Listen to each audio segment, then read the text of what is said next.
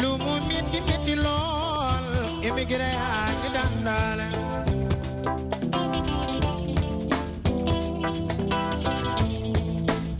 yenn saa mu tàng lool immigré yaa ngi dandale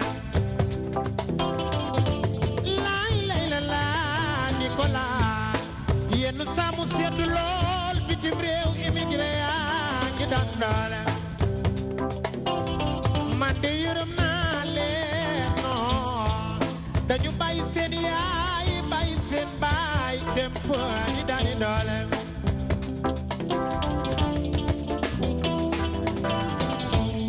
lele lele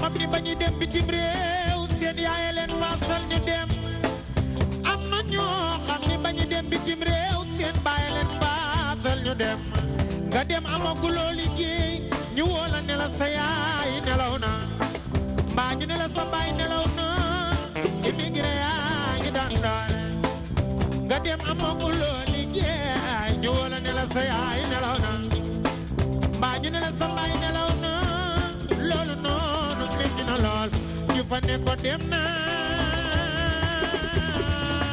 ne ko dem na oh oh yeah sara yeah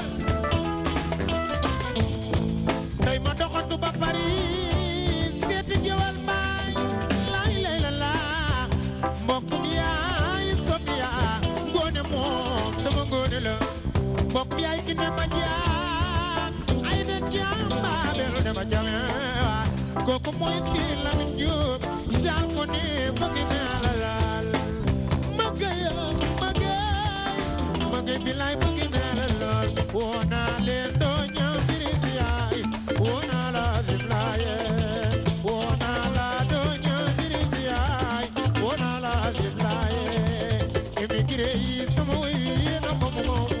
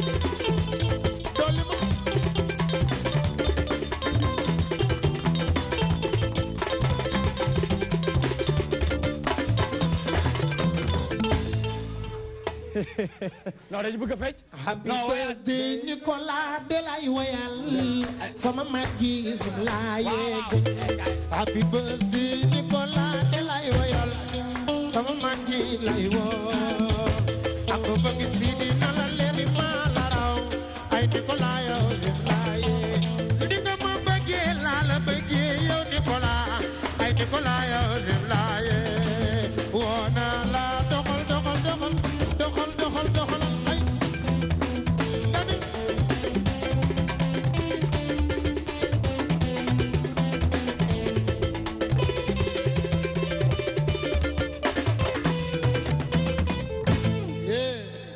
ndaanaan Kuli Fadrine muy koo xamante ne kenn dootu ko présenté moo xam fii ak bitim réew de la banlieue à Dakar, de la banlieue au Sénégal, de la banlieue aux États-Unis, de la banlieue à Paris, de la banlieue en Italie, de la banlieue en Espagne. Il a bien sûr su bouleverser l'hiérarchie de la musique sénégalaise. C'est le plus influent de sa génération. Il se nomme tout simplement Sidi Diop. C'est l'homme de Dakar, l'homme du Sénégal, l'homme de l'Afrique en tout cas. Ñu koy ñaanal bu baax a baax mu dem ca kaw ca kanam ci lu baax. Anniversaire u bés bi kenn laa koy dédicacé di ko ci rendre hommage di ko def mention spéciale. Il s'appelle tout simplement mon jeune frère Mohamed Wade muy Momo di def Ils font le buzz di def Happy Time. Pape Ousmane yaay sama seede tey moom laa jël émission bi yëpp jagleel ko ndax sama rakk la sama xarit la papaam tey muy DJ Prince defal ma loo xamante ne xaaruma ko woon benn yoon ndax ci biir émission bi ma doon def ci rajo muy Bon Plan sur Dunia FM 88.9 daf ma defal surprise dama jékki-jékki di animé rek DJ Prince ne dagaj ci biir studio bi ñëw ñu waxtaanee tuuti musique maak moom ba après mu daal di dem donc mu nekk lu am solo tey ma dund ko tey ci groupe Excaf Télécom di ñaanal groupe bi yëpp jàmm ak salaam jàmm ak salaam jàmm ak salaam Sénégal gars yi bàyyi ñu nag te xam ne ñoo ngay doxal te yàggatul dara inchallah li fi dina gën a leer. On est bien sûr sur les antennes de la DTV di def mention spéciale à tous les Sénégalais de l'extérieur de la diaspora qui nous suivent grâce à l'application DTV Sénégal TV.sn et di sargal bu baax les Sénégalais yi nga xamante ne bés bu jot ñu seetaane ñu à travers sangatv.com nga xamante ne partenaire u DTV la plus de 10 millions de Sénégalais chaque jour dañu ciy topp di ñu seetaan moo xam dénkaane moo xam Happy Time moo xam Ils font le buzz moo xam toi-même tu sais question de l'heure débat de la rédaction donc lépp li nga xamante ne rek émission la bu mucc ayib nekk ci biir kër gi Sanga TV ànd ak ñun tey nag waa 5 étoiles la ñu àndal ñu ànd ak Idi Kassé ànd ak Cheikh Dieng ànd ak Bouba ànd ak Ndioufa mais aussi ànd ak le grand percussionniste bi nga xamante ne tey Ali Baba moom la ñu àndal 5 étoiles moo ñëw ngir souhaiter ma joyeux anniversaire mais aussi souhaiter ko tout le Sénégal ndax man duma DTV duma DTV duma Excaf Télécom man Sénégal la te loolu yëpp ki ko waral mooy groupe Excaf Télécom donc dañu leen di sargal bu baax a baax ñu dem sur le plateau waxtaanee yëf yi ndax am na yeneen daanaan yu fi nekk ku ci ni Ibou Faye poète la am na benn recueil poème bu mu def boo xamante ne sax bu ci kanamee dina yéeg fii sur scène yaatal ko Maria Siga moom tamit muy une femme brave. Elle est jeune mais elle a beaucoup de talent moom it ñëw na ànd ak guitariste am muy Jupiter ngir ñu def ñoom tamit seen participation parce que tout simplement toi-même tu sais ñoom ñëpp jot nañ fi jaar ñu ne nag tey faaw ñu ñëw joxe seen mënin ñu tàmbale ko ak ki nga xamante ne fii la yëf yi daanaka tàmbalee ndax fii la njëkkee def live ak orchestre am boobu ba tey nag àddina yëpp soxla ko ba man sax bu ma ko bëggee gis sax Pape Ousmane léeg-léeg day jafe waaye tey gis naa ko tey dafa ñëw nag ngir def affaire bi affaire de grand kon léegi ñu dem sur le plateau waxtaanee ko c'est toujours dans toi-même tu sais.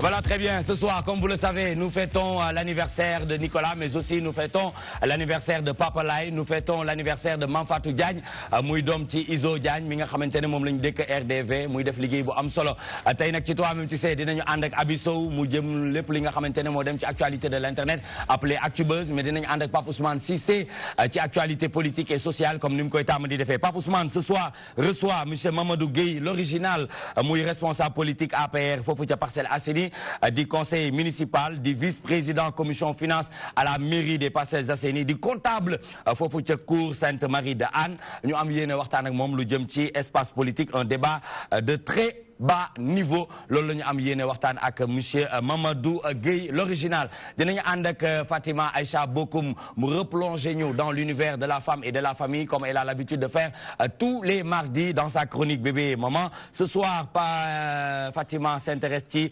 quelques contributions pour les entreprises sénégalaises mu am gan nag muy madame Cissé Ndeye Khary Sow muy secrétaire chargé des relations internationales LISCA donc ci kanam tuuti dinañu ànd ak moom na xam ngeen bu ñu waxee octobre rose xel yi dem bu baax a baax ci li nga xamante ne moom mooy cancer du sein mais aussi jëm ci li nga xamante ne mooy cancer du col l'utérus donc mu nekk loo xamante ne dinañ ko gën a waxtaanee ci kanam tuuti ànd ak Fatima Aïcha Bokoum Moustapha Guèye yegsi na moom mi nga xamante ne ndeysaan ca setal bi da cee jàpp lool macha allah liggéey ci liggéey bu am solo ba feebar sax daanaka muy chéri Soukayna Moustapha Guèye parmi nous moom tamit ci sécurité prévention tey nag mu war a waxtaanee Magal Touba 2018 car l'autoroute Ila Touba enterre l'autorail de Touba am ci yéene waxtaan ak monsieur Mademba Camara chef de gare Dakar Bamako ferroviaire ak monsieur Abdou Diop muy chargé de com PTB loolu yëpp dinañ ci ànd ak ñoom ci kanam tuuti incha allah ñu gën koo yaatal ndax c'est le rendez-vous incontournable toi-même tu sais yaa ma gën a xam wala maa la gën a xam lu mu ci mun ci doon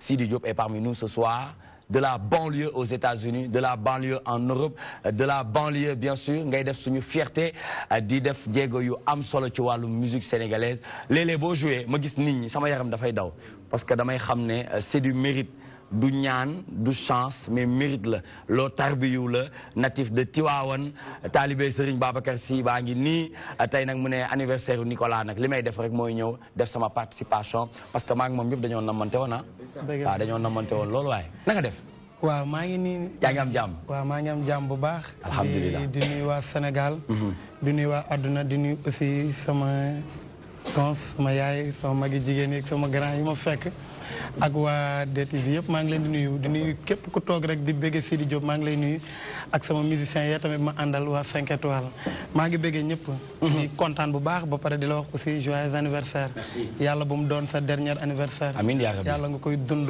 ay at yu bari yàlla nga dem ba say sët di la ko feetal amiin yaa rabbi la mam booy biee màq baa ngi nii sa anniversaire naan maam Makhtar biee màq baa ngi nii àndal ak maam Pape Ousmane Cissé yàlla mën na ko yàlla na ko def amiin yaa rabbal alamin yàlla na ko def très rapidement ñu delluwaat rek ci jéego yu am solo yi nga xamante ne moom laa fi lim ndax jot nga fi dem États-Unis jot nga fi dem Espagne jot nga fi dem Rome Italie dem Paris yëngal foofu bu baax a baax parce que sénégalais yi seen wàllu bopp ñoom ñoo namoon loolu bëggoon enjoy Sidi Diop mais en direct en live ngir nga ñëw communier ak ñoom waaw loolu ñoom ñoo ko namoon wax dëgg yàlla te ba ma fa demee tamit rëccuwuma ko ndaxte yàlla dogal na c'était la première fois may dem maa noon ceeg doomu Jolof Ibou Thiombane di ko nuyuwaale mais dëkk bu ñu dem rek tournée bi 23 pays 23 dates la woon ñu def 23 dëkk mais dëkk bu ñu dem sénégalais yëpp dañuy génn ñëw jàppale ma mu nekkoon loo xam ni mën naa ni sama première expérience la ndax Sidi Diop moom nekkatul Sidi Diop bu Sénégal mënaguma nag xale laa di jàng ba léegi mais ay boo mokkale waaw looy gën a dem rek da ngay gis ni nit ñi ñu ngi lay sas parce que jóge sa dëkk dem beneen dëkk foo jouer salle bi fees dell loolu mën naa ni sas la bànneex la waaye sas la su ma fay dellu daa war a gën a neexaat te maa ngi ñaan yàlla noonu muy demee. naka nga dundee expérience boobu pour une première fois. waaw kontaan yàlla buñ ma woo rek ba ne ma si solul nga ñëw ndax saal bi fees na. loolu mbégte mënu ko weesu ndax dëkku jàmbur nga nekk nekkoo banlieue. wala Saraba wala Ravin wala non da ngaa dem feneen. ay kilomètres. foofu moom mokkal nga ko ba mu mokk. waaw fu ma dem ndax ba koy mokkal boobu fekk ne album génnagul. ay single la gars yi di ko foowee ñii di ko statut ñii di ko snap ba album bi ñëw. ñoom kay dañuy jaabiraa ba fajar jot. dañuy jaabiraa ba fajar. maa la wax lii. ba pare nag mu indi mode bu bees xam nga yàgg nañoo gis artiste buy ñëw di innover mais moom innovation am mooy di fecc sur scène di yëngal scène bi. di fecc comme danseurs yi comme ni ñu koy feccee du leen may dara du leen may dara yaay booy madame Cissé merci beaucoup d'avoir accepté cette invitation yombalal ko suñu jigéen muy Fatima Aïcha Bokoum nga xamante ne Sénégal yëpp dañ koo bokk naw ci liggéey bu am solo bi nga xamante ne moom lay liggéey tey nag gis nga sa doom Sidi Diop moom la ñu invité waaye nag ndax parce que maay anniversaire. waaw maay anniversaire xanaa nag anniversaire ànd nag ay cadeau. ay mbaqu si yooyu waaw ñëpp war nañoo daanu tey. non tey ñëpp la war a wayal. ñëpp war a yéeg fee wayal la. daal ay gâteau yu fort. ay yaay kiiwal yabalal. déedéet jarul nga division nga xool caméra bi rek ne indi leen. waaw. mën naa nekk de. waaw nekk ma xam ci madame Cissé rek. rek day daal di am. ma ne ko doyul bay des. waaw xanaa profiter rek di remercier waa DTV. ci invitation bi ñu defal waa Liska. di invité di ñaan gërëm itamit public bi ñuy seetaan ñëpp. di féliciter aussi Sidi Diop. xale la nee na dafay raam. waaye tabaarkàlla macha allah kuy raam yal na nga taxaw. boo taxawee yal na la jëkk. kon sa taxawaay rafet na. kontaan nañ torop ci li nga fi jot a jàllale. jërëjëf. très bien ñëpp a ngi leen di nuyu itamit. jërëjëf monsieur Guèye vous allez bien. ça va bien. monsieur le comptable. ça va comptable yi nag ñoom duñ joxe cadeau de. non dinañ joxe cadeau. comptable da koy comptable day compter rek lay def comptable boobu. waaw danañ comptable yi balaa lu ñu lay jox dañ koy planifier moom weeram li mu ci war a utiliser yëpp xam na ko. waaw na nga def. ça va bien yaa ngi ci jàmm. ñu ngi lay souhaiter joyeux anniversaire. merci beaucoup. merci beaucoup vraiment kontaan aussi ci invitation bi. et yàgg naa def plateau mais plateau bi macha allah fekk fi Sidi. bu yëngal yaram yi. donc sant yàlla daal. dëgg la alhamdulilah maa ngi nuyu waa DTV yëpp. dëgg la di nuyu Pape Moussa. Pape Ousmane Pape Ousmane du moins. et puis voilà Sidi ñu ngi lay gërëm di la sant. madame Cissé aussi ñu ngi nuyu vraiment ñi fi teew ñëpp. très bien Fatima Aïcha Bokoum ana lan nga yëg ba nga gisee suñu rakk ji nga xamante ne mu ngi def jéego yu am solo ci musique sénégalaise ndax moom bokk na ci jeunes yi nga xamante ne dañu bouleverser hiérarchie bi nekk le plus influent de sa génération à travers ses thèmes à travers li nga xamante ne mooy mode bi mu indi ci wàllum fecc ak wàllum film. mu nekk lu am solo mais balaa boobu Nicolas dama lay souhaiter un joyeux anniversaire. très bien waaye am ay collègues yoo xam joyeux anniversaire rek nii taxaw rek naan la dañ lay souhaiter. man sax daanaka semaine bi yëpp dama doon noppaliku. gis nga gëjoon naa fi dama déconnecté woon carrément réseaux sociaux yi yëpp. moo tax aw ma ci benn information mais man dama lay ñaanal ñett yi gudd fan. ci biir gudd fan googu noonu yàlla may la ci sutura. ak li nga xamante ne moom mooy wér.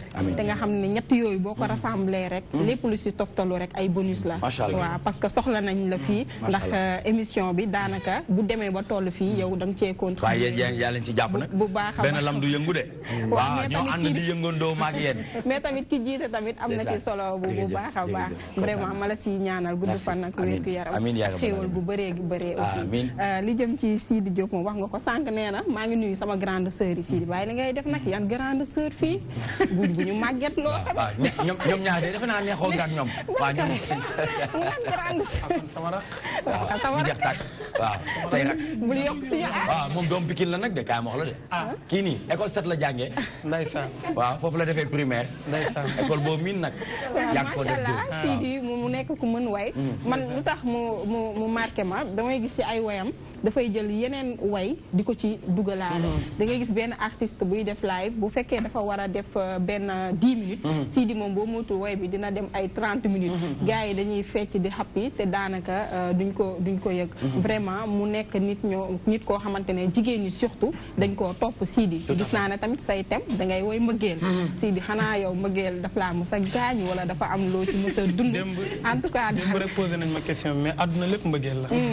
parce que tey jii rek nga yeewu ñu ne la sa mag mooy anniversaire. woo nañ musiciens yi man leen kan ñu ne ma Nicolas. mbëggeel gi ma am ci moom moo ma tax a jóg. rek ma daw si damaa war a dugal tey ci guddi albumu live. studio laa jàng te albumu live moo gën a métti woy yeneen album. mais dama ne bala maa def dara damay dem. souhaité ko happy birthday te lépp mbëggeel la rek àdduna lépp mbëggeel la te liggéey bii ngay def bu lépp weesoo bëgg ko yaa ngi daw de jigéen ñi laa wax non jigéen ñi ñoom dañ maa bëgg mais maa leen raw kay waaw ndax xam nga ne benn jigéen benn société la maa leen raw de dëgg maa leen raw de waaw ndax sama soirée day fees dell te ñoom xaalis bi ne ci porte bi yëpp ñoom ma ko fay tegal ñoom ak góor yàlla yi te loolu daa neex ñëw ci soirée taxaw way dem sa kër ñu yëkkati xaalis jox la nga xam ne lii tegoo ko ci porte bi jaam ñi rek ñoo ko fa teg kon loolu maa yey di leen wéyal mbëggeel te des na yeneen 50 albums yoo xam ne lépp mbëggeel mbëggeel rek très bien très rapidement Abisso Sidi Diop ngi waaw li fii Fatima commencé rek laay commencé di la wax joyeux anniversaire ndax mag ñu baax nga lu tax mag ñu baax nga mooy nit ku lay wax dëgg rek sa soppe la ndax doo jay nit da ngay wax nit ki dëgg su Abisso tardé sax suñu émission bi ci kaw da ngay dal sama kaw ñu xuloo après dañuy rombante waat nii nekkaat si jàmm loolu daf ma doon loo xam ne dama ko bëgg parce que nit booy nekk ak moom wax ko dëgg rek te yàlla tax après boo leen di jàll ci leneen ngeen jàll ci leneen ci loolu nag ñu lay ñaanal gudd fan ak wér lépp loo mbëbët yàlla na la ko yàlla may la tamit lu kawe sa njortu daal di lay musal ci lépp lu nga xam ne mooy safaan di la bëggal rek di la bëggal rek dund saafi la bon concernant Sidi Diop moom Sidi Diop bu xale yi la dafa xew ci jamono comme ni ñoom El Hadj Keita xewee mu doon génération bu nga xam ne ñoom ñëpp dañoo ñëw tegu ci temps ay ñoom Pama Dieng ñoom ñëpp dañoo ñëw rek bokk donc li leen ko may mooy li mu wax amour ci li ñuy def loo def te ànd ceeg mbëggeel am ci passion rek da ngay dem loolu rek mooy secret bi amul benn secret looy def rek na nga ci ànd ak mbëggeel ak nga bëgg ko boo ko bëggee rek da nga ci am la bëgg te Sidi Diop itam nekk xale di feesal yenn boîte yi wala di ko def guichet fermé loolu liggéey rek moo la ko mën a may ak imposer sa bopp te itam fekkee nañ da ngay commencé yàgg nañ dem suñu ay mariage xarit nga koy yëngal lu ci mel ne ay HLM Las Palmas ak yooyu yëpp xam nga waaw mi ngi noonu donc kon dafa rampé ñu koy ñaanal yàlla rek yàlla soril carrière bi boo ko fekkee ci yooyu noonu doo ko xamee daal yéeg léppay naaw kii rek maa la wax loolu ba beet si ñuy déggal ak ñoom Pape inchallah ñoom Zénith waaw voilà moom mu mën Dok Ousmane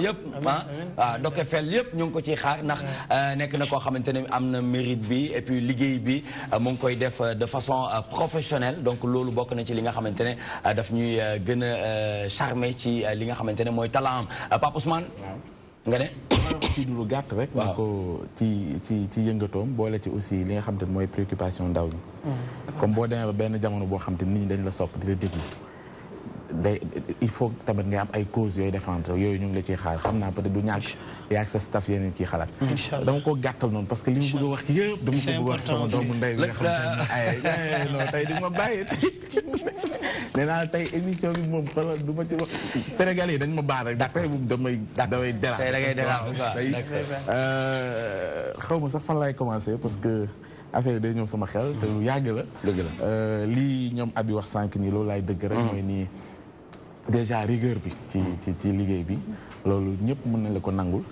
te fi nga yegg si fii li ngay wax naan mbapat yooyu da nga mbapat donc ngay nit koo xam ne man wóor na ma sama biir xol ni li la yàlla dencal moo ëpp ci li nga nekk te amul sikk insha allahu taala ni di nga ci teg si tànk li lay ñaanal rek Fatima wax na ko résumé ko mooy gudd fan bu ànd ak wér yàlla may la kattan parce que lii ñëw mooy ëpp loolu noo ko mën a déggoo pour dem yeneen yi aussi ay gërëm la rek parce que tey yàlla def na ba ñuy door kenn gëmuñu woon xëy na ay ñaar ba ñett nit rek ñooñu doon seetaan buñ nañ jàppee yenn saa yi jékki-jékki rek ne xam na xale yi dañuy fo waaye buñ demee benn jamono ne xale yi daan foo démb xaar ñu xool tey lu ñu indi ñu dem ba tey kenn mënatu koo natable Sénégal moom foo ne 17-19 ñun la TMTC boo bañul boo waxee dëgg rek loolu te loolu da nga am benn rôle bu am solo boo ci joué ci li ngay manager ñëpp dañ ko seede Nicolas boo amee invité bu mu mënti ñëw des fois dañu am invité yoo xam ne dañuy nekk ci benn stress boo xam ne parce que mosuñu def direct wala xëy na mosuñu def télévision mais da ngay gis bu ñëwee avant ngeen di toog dina la tooñ xool foo kii nangam yooyu yaay kan nangam da lay mettre à l'aise loolu ñëpp dañ ko seede te loolu yaatu dënn moo koy maye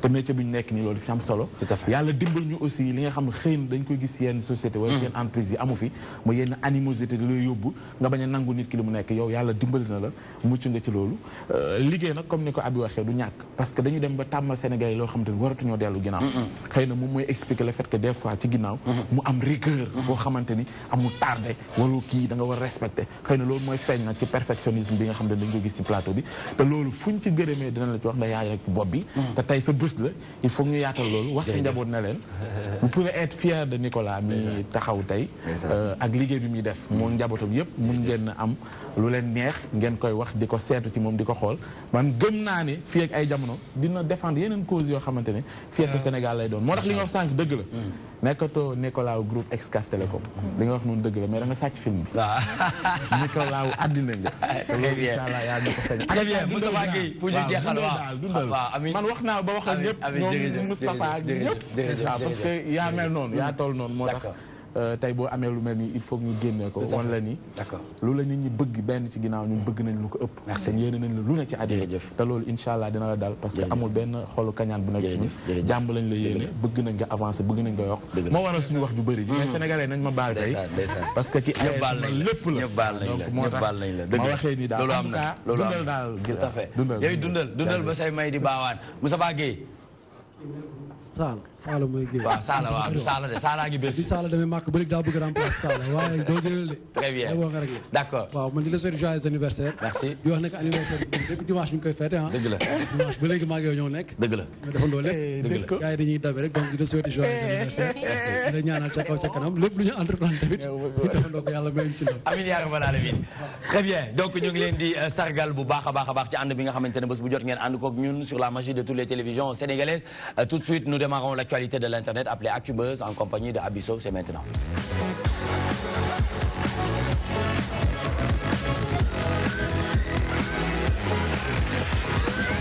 ñu waxtaanee ko ak waa Yerim Post ñu ñuy xamal ne ki nga xamante ne moom mooy jàpp nañ ne ki faat soxna Mariama teg nañ ko loxo bu ginnaaw bi ñu ko retracé ak téléphone portable bi nga xamante ne moom la yoroon dindi na puce waaye dugal na puce te terewul jàpp nañ ko. effectivement Nicolas deuxième personne bi nga xam ni moom lañ ñu woon dafa bokk ci ñi nga xamee ni dañoo faat Mariama Sagna di militante Pastef les Patriotes nekk foofu ca Kër Massar moom nag jot nañ koo teg loxo foofu ca Tambacounda ci benn koñ bi nga xam ne dañ ko tuddee plateau ca Kotiari moom nag dañ ko fekk mu yor téléphone ki nga xam ni moo nekk Mariama Sagna boobu téléphone sax à chaque fois da doon changer puce mais xamul woon ni localiser nañ téléphone bi ba pare ba tax nañu foofu lañ ko daal di tegee loxo jamono ji nag mu ngi ci loxoy gendarmerie bu Tambacounda ñuy xaar rek ba xool yoon lu muy def ci moom.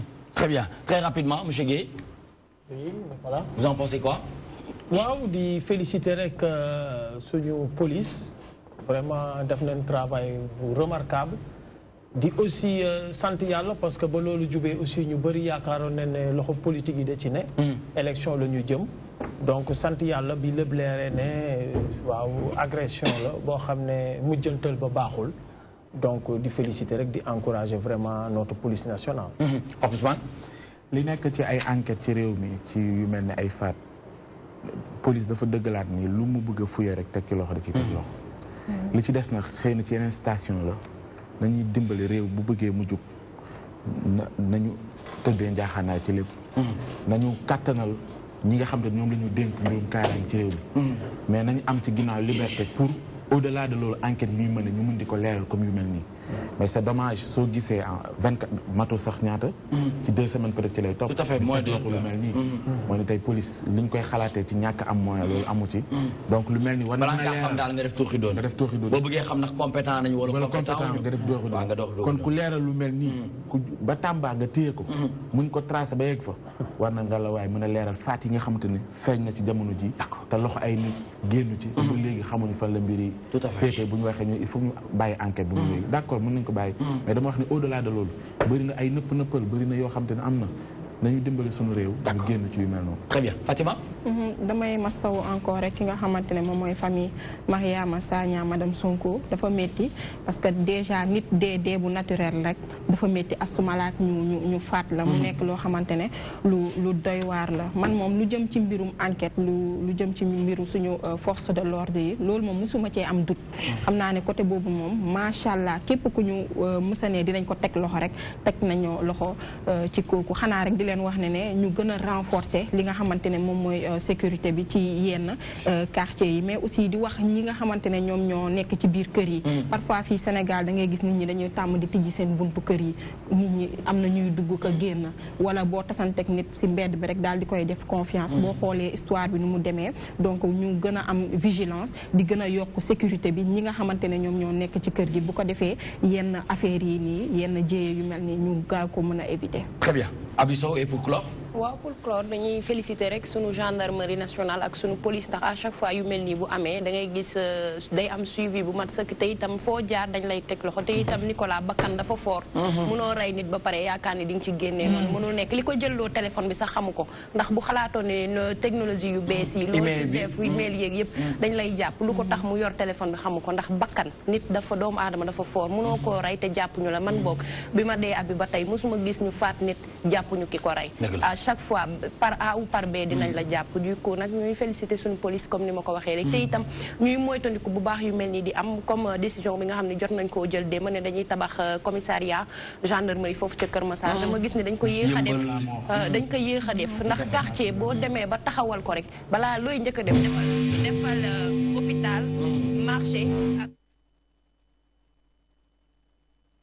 am kaaraange ak leneen ak leneen Nicolas. Très bien, merci beaucoup pour cette première actualité de l'internet ñu àndoon ci ak Yérim Post di xam le ne teg nañu loxo ki nga xamante ne moom moo boom soxna soosu di soxna Mariama bokkoon ci parti bi ñu naan PASTEF ci noonu nag ñu dugg ci vif du sujet avec bien sûr monsieur Mamadou Gueye l'original responsable politique APR ca Parcelles Assainies du conseil municipal vice-président commission finance à la mairie des Parcelles Assainies comptable foofu ca cour Sainte-Marie de Anne bu Mariste ñu war a waxtaanee nag espace politique un débat de très bas niveau. Monsieur Gueye, l'original vient d'où?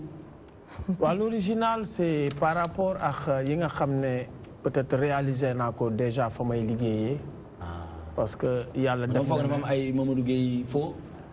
Bon, xam naa ne bii moom tudd nañ ko l'original par rapport ak action yi nga xam ne teg naa ko ci sama cursus. D'accord. Parce que yàlla jàppale na ma aussi fa may liggéeyee ma teel fa am ay responsabilités. Surtout sur le syndicat, secrétaire national chargé des revendications de l'enseignement privé catholique de Julit là, créé aussi chef de service coopératif d'habitat, plus de 273 parcelles à Aïker, une deuxième phase de 80 parcelles. Donc, l'idée aussi non défendre Nini. Parce que nous engagement parce que direction ba fa nekkoon aussi ñun ñoo xeex ba jëlee ko fi. ba yàlla jàppale tey l'ancien ministre André Sonko ñëw jiite ñu koy sant yàlla bu baax. C'est pour vous dire que rek originalité bi aussi ci liggéey bi ak Pastef bi ñu ci def rek moo indi tur woowu. Loo dugal ci politique. waaw politique dama toogoon ay jamono parce que moi j'ai jamais fait la politique hein. Mais dama toog ay jamono ma xool Sénégal lu mu doon dundee Sénégal lu mu doon demee parce que demoon nañ ba benn moment aussi gis ne réew mi mu ngi yàqu vraiment mu ngi dem ci voie boo xam ne neexul kenn te Sénégal ñu ñoo ko moomal suñu bopp donc si laa toog ne man bon yàlla def na jàng loolu ban 97 2007 2000 lan la woon à peu près 2008 2009 2000 et cetera donc bi ñu gisee réew mi ni muy demee daal ñu ne nag du yoon ñu toog ba pare en tant que jeune aussi duñ ci dugal suñu loxo. Donc loolu moom mu gën a dugal ci politique ak injustice yi amoon ci réew mi. D'accord. Donc loolu dugal ñu ci aussi pour ñu indi beneen coloration ci politique. ba indi woo sa ndox mi parce que dégg naa ndox mi moom nga jox Moussa Sy maire. Non. moo tax mu ñëw parce que ko doon wax ne je vais jamais transhumé. La caisse d'avance président Macky Sall ak madame ak ñoom seen i mbokk yëpp bénéficié wu nañ ci ñu xëy benn bés mu ne càpp ci biir maar bi bokk ci biir Macky bi. waaw dagal Macky parcelle. waaw dagal Macky parcelle. ñu ne ndox bi foo na de ba indi woo ko. Non ndox mi indi ma ko. C'est-à-dire que moom laa la wax rek quoi charisme la ak démarche boo xam ne. Vraiment yàgg nañu waxtaan ak monsieur le maire Moussa Sy ça fait 1 an et demi. D'accord. Parce que nit moom loo am rek yaa ko mooy sa bopp. ci biir conseil municipal Parcelles Assainies yàlla def na ñëpp samay xarit lañ. D'accord. Agent yëpp samay xarit lañ donc ñu indi beneen forme de politique. parce que gëm nañ ne politique du xiiroo ngaa yow. politique du dara du nga jàppale sa askan di def lu baax loo mën def loo mënul doo ko def. donc loolu la si lañ amee estime Moussa am estime ci ñun ñu am estime ci moom. ba bi mu jotee rek ñu commencé di waxtaan ak moom ànd ci kilifa yoo xam ne ñu ngi ci conseil municipal bi. muy les maires suñu ancien international Père Birane Ly Serigne Wadane Sougou di responsable religieux bu mag. ànd see aussi Khadim Gadiaga. parce que ñoonu laa njëkk a àndal waxtaan ak monsieur le maire. jamono boobu aussi dafa woon staff bi yëpp ñu toog ñu waxtaan vraiment mu ne ma Guèye li ma lay may nii Macky Sall yónnee na fi ministre yónnee na fi député dem nañ ba boole ma sama sëriñ mais li ma la nangul nii du lu yomb. est-ce que loolu la. yow da nga ci kontaan ni. kontaan naa ci mu ñëw. parce que moom li mu yàgg a wax aussi yàgg nañ ko dund. bu fekkee ne Parcelles Assainies sa commune moo la tax a jóg ñu gis ne tey jii aussi état bi mu ngi développé ay projets yoo xam ne dafa taggoon ci Parcelles Assainies bu fekkee ne sa commune moo la tax a jóg nga gis état di la jàppale ci li nga xam ne moom lañ la sas te loolu nga diggaale woon askan wi yaakaar naa ne kuy liggéey war nga ci fekk li nga xamante ne moom la wax ay conviction politique am warul tax mu war ak moom. non c'est-à-dire boo nekk ci benn commune. faroo ak nguur. bokk leen gis-gis. du tee lam la war a jàppale dala ko war a jàppale. je suis d'accord mais tekkiwul ni parce que jàppalewul rek da nga war a war say waxu démb pour wuyu ji ko wala. déedéet du ma ko jàngate noonu parce que yàlla dafa def ne man maay vice-président commission finance et affaires économiques di jiite yu bëri ci wàllum koom budget yeeg yooyu yëpp xam naa bu baax en réalité yi nga xam ne dafa tàggate ngi woon mairie bi moo jëloon engagement de da koy def muy stade bi nga xam ne toog na 4 ans mënul avancer piscine etc. yi ñu fi waroon def yëpp ñun ñoo jëloon engagement da nga koy def. mais est-ce que loolu du stratégie une façon de téye marché yi. non du foofu parce que acte 3 bi bu mu duggee xam nga tey ji acte 3 bi lu mel ni structure sanitaire yi ñun ñoo ko jël en charge. mais Mamadou bu ñu naxante xam nga ni yow doo toog fii nga ne ñu. yéen du ngeen def ay calcul politique mooy ni. diw de àndul ak man su ma ko doolelee. lépp lu muy def ci wàllu réalisation bis bu échéance amee moo xam élection bu mënti doon population yi dañuy gis moom mi toog moo ko fi def te bokkuñu boor du ma arrangé. damay téye ay projet tant que wuyu siwu ma. du ma ko wuyu ci li mu bëgg. waaw kon loolu doo jàkkaarloo Sénégalais ngeen loolu. moo tax ma ne la kon acte 3 bi ku ko xamul xamoo ko parce que acte 3 bi dafa jox ay pouvoir mairie ba nga xam ne même état bi su bëggee def dara te maire bi àndu ci dafay am blocage. c'est dans les deux sens. moo tax man du ma ko calculer foofu. fii ñun ñoo fi jàkk wax ay textes. di convoquer ay textes. mais bu pratique jotee ñoo ko fi dàq violé xam nga loolu aussi tamit di ñu nangul tamit nii. lu ci ëpp ci li ñuy wax ci kaw la nii rek mais ci suuf li ngeen di doxal xëy na du ngeen ko fësal. wax naa la benn wax léegi. dama ne ndax bëgg nga ci loolu moom mi taxawoon ni. du ma mës a transhumé. vidéo yaa ngi fi mu leeral loolu. ku mel noonu tey bu xëyee ñëw ci seen boor looy rafet loolu. non man ay rupture yi ñu doon xaar déggoo ma wax la man personnellement la ma ci liggéey laa mën a wax. parce que yaakaar naa ne sama jëmm ju modeste ji su ma toogee bay waxtaan ak Moussa Sy ni mu mel au Parcelles Assainies ba moom mu nangu relation la ak liggéey boo xam ne man personnellement liggéey naa ko ci conseil. léegi kon yow sa yoon ci conviction yi mu amoon ba tax mu ñëw fii yow sa yoon. vous savez Moussa Sy conviction ba mu amoon dafa nekkoon ci coalition bu naan taxawu Ndakaaru dafa coaliser woon parce que Moussa aussi avec PDS gagné woon na d'abord Parcelles Assainies. du taxawu Ndakaaru dafa nang du taxawu Ndakaaru moo tax mu gagné Parcelles Assainies dafa nang parce que da ko may deuxième mandat parce que le maire Khalifa Sall daf ko demandé pour mu jàppale ko ci taxawu Ndakaaru donc lui c'est quelqu'un boo xam ne existé woon na am base politique am coalition nag ça veut dire que dañuy ànd ñu liggéey bu ñu demee ba moom gisatu ci boppam am na droit ki nga xam ne mu ngi jàppale commune bi muy l'état du Sénégal. même bu dee du ko mës a transhumé. non loolu waxam la man mënuma nekk ci. pour d'accord nekkoo ci à l'aise pour tontu ci d'accord. non parce que du moom il a donné les principales raisons yi nga xam ne moo tax mu ñëw jàppale. loolu doy na la doy na ma sëkk. kontaan nga ci daal parce que man aussi. comme li sa njiit wax rek jën bu mag ngeen jàpp daal. waaw man du ma ko tudde noonu. parce que ñun suñu objectif. mooy que vraiment bu ñuy dem élection il y a 1 an et demi. notre objectif majeur c'était dire bu ñuy dem élection que opposition vraiment bu mu exister au Parcelles Assainies liggéey nañ ko def nañ ko yàlla def na Moussa Sy gis nañ ne le président Macky Sall mu ngi liggéey Sénégal mais teg na loxoom aussi ci Parcelles Assainies ñu koy sant vraiment li mu ñëw jàppale ñu. ñu wax ci débat bi sànq yaa ngi koy wax nga ni seen ambition mooy ni du ngeen nekk ci ay xiro du ngeen nekk ci ay ŋaayo li am solo mooy ngeen di déglu askan wi di taxaw ci seen i bëgg-bëgg est-ce que da nga am réellement impression que ni loolu moo am ci réew mi. man am naa impression bi. honnêtement parlant parce que réew mi nag ku gis fen ko jële woon. mais lii tamit doy na waar fi mu egg si doyul waar parce que yow aussi sa position ngay développé. non man aw ma position. li ñu dund ci réew mi rek la ñu mën a wax. parce que ba ñuy jël réew mi gisoon nañ ne réew mi dafa nekkoon ci kàmb wax dëgg fa yàlla. te tey jii ko waxal Sénégal rek di nga xool ne pàcc yu bëri vraiment def nañ ci ay jéego. loolu mooy réew. En 6 ans, le bilan est élogieux, le bilan du président Macky Sall. gisuma benn président boo xam ne réalisé bilan bi. mais du ngeen ci wax si ngeen nekk mooy. fu Sonko génnee ngeen wax ni salafiste la nangam ak nangam la c'est-à-dire da ngeen mel ni koo xam te ne da ngeen liggéey jël li ngeen jàpp ni moo gën a baax teg ko fële nekk ci ay xaxarante ay saaga da ngay gis ay kilifa yoo xamante ni ñoo leen jiite. mais di saaga ci espace public bi. yoo xamante ne ay ndaw ay xale ñu ngi koy gis.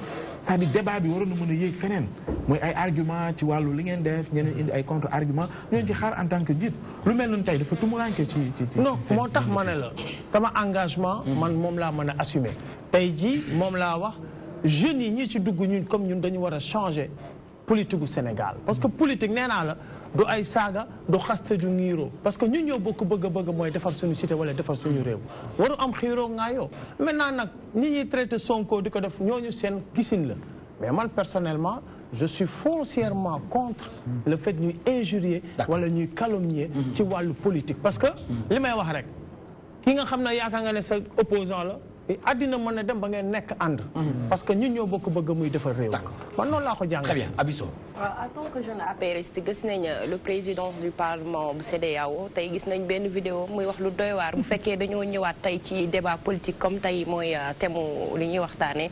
En tant que apériste ban gis-gis nga am ci loolu ñi nga xam ne tey yéen ci ngeen war a copier. ci ngeen war a xool pour boo leen di débattre Ousmane wax na ko léegi à chaque fois débat yi nekkul da ngeen di défendre bilan mais à chaque fois dañoo gis sax beneen mode politique bu xaw a doy waar mooy renier sa passé xool yow la nga defoon lu ñaaw bu yàgg ñu génneewaat ko tegal la ko ci table bi ne la yaa defoon nii pour rek mën laa dénigrer wala bëgg laa jaxase ak askan wi est-ce que gis nga ni loolu débat bu baax la ci ñi nga xam ne ñoo yor réew. man wax naa ko léegi d'accorduma ci cadre politique boobu. wax dëgg fa yàlla man ngeen bañ a bokk gis-gis mais teewul ngeen respecté te nawantante man loolu laa gëm wax dëgg fa yàlla moom laa souvent ci bu ñuy poser question ma ne leen pourtant Sénégal wane na politique tey jii boo jëlee jullit yi am na Laayeen am na waa Tiwaawan am na Murit et cetera mais teewul ñu ñëpp ñoo bokk fu ñu jëm pourtant Laayeen yi bu ñu ayee mais Murit de dinañ ñëw xaadir yi ñëw noonu la war a demee ci politique man loolu suma vision moo tax ma ne ñun ndaw ñi ñoo war a soppi politique bu Sénégal politique Sénégal ñun ñoo war a indi beneen forme de politique moo tax man d'accord ma bañ naa ko ba yooyu sax su ma gisee si internet du ma ko tijji parce que du ma apporter saaga mënul apporter dara cim réew donc man loolu mooy suma vision je suis contre te wax nga ko ne peut-être ñooñu ñoo leen jiite ñoo seen référence mais parti politique la parti politique dafay am nit ku nekk ak sa éducation ak sa compréhension de la chose publique man sama compréhension mooy que ña koy def ñu ngi leen di naan nañ ko bàyyi Ousmane Sonko est un Sénégalais bëgg na réew mi na jaar fa mu war a jaar yàlla nag mooy teg na fi teg kii gën ci réew mi te kii gën ci réew mi ñun yaakaar na ne c'est le président Macky Sall. waaw c'est le président Macky Sall ci bannière coalition la ngeen nekk coalition nekk tamit parti politique mais ñu gis ni transhumants yi ñu ngi gën a ñëw di bëri ñu jël cas Parcelles Assainies fi nga jógee. gis nañ ni tey Moussa Sy comme ni ko président waxee le gros poisson moom daan na koy napp ba dugal ko jot koo dugal ci gaal gi. léegi yu mel noonu ku ci mel ni Moussa Sy nga xam ni daanaka ba muy opposé wu kenn mënu ko woon gagné parcelle yéen ñi nga xam ni fekk na leen fa donte sax. nee nga jegewoo ngeen est-ce que yaakaaroon ni seen place ci parti bi wala ci coalition bi nekkul en danger. très bien analyse boobu moom laa yàgg wax ku koy def rek ça veut dire que da nga matawul li nga doon. parce que man gëm naa ne politique balaa nga koy mën a def ba pare balaa nga koy mën a def da ngay nekk c'est-à-dire que da ngay dem ba taxaw nga doog ne damay jàppale sama askan. mais bu fekkoon da nga koy wekk ci politique analyse boobu kooku dina ko arranger man gëwuma loolu man Moussa Sy mu ñëw mu bañ a ñëw moo neexoon suba ma bàyyi politique. parce que xeex naa sama àddina ba taxaw man loolu laa gëm. Moussa Sy ñëwul pour jël place su kenn ñëwul dafa ñëw coaliser bokkoo ci benn bokk yaakaar bokkul ci APR. dooli cere dooli ñeex c'est ça. voilà donc mënuñu déranger si dara au contraire ñun ñëpp suñu boolee suñu doolee liggéey Parcelles Assainies parce que parcelle nag mu ngi jógee banlieue di dem banlieue pour ñi ko xam. très bien Fatima.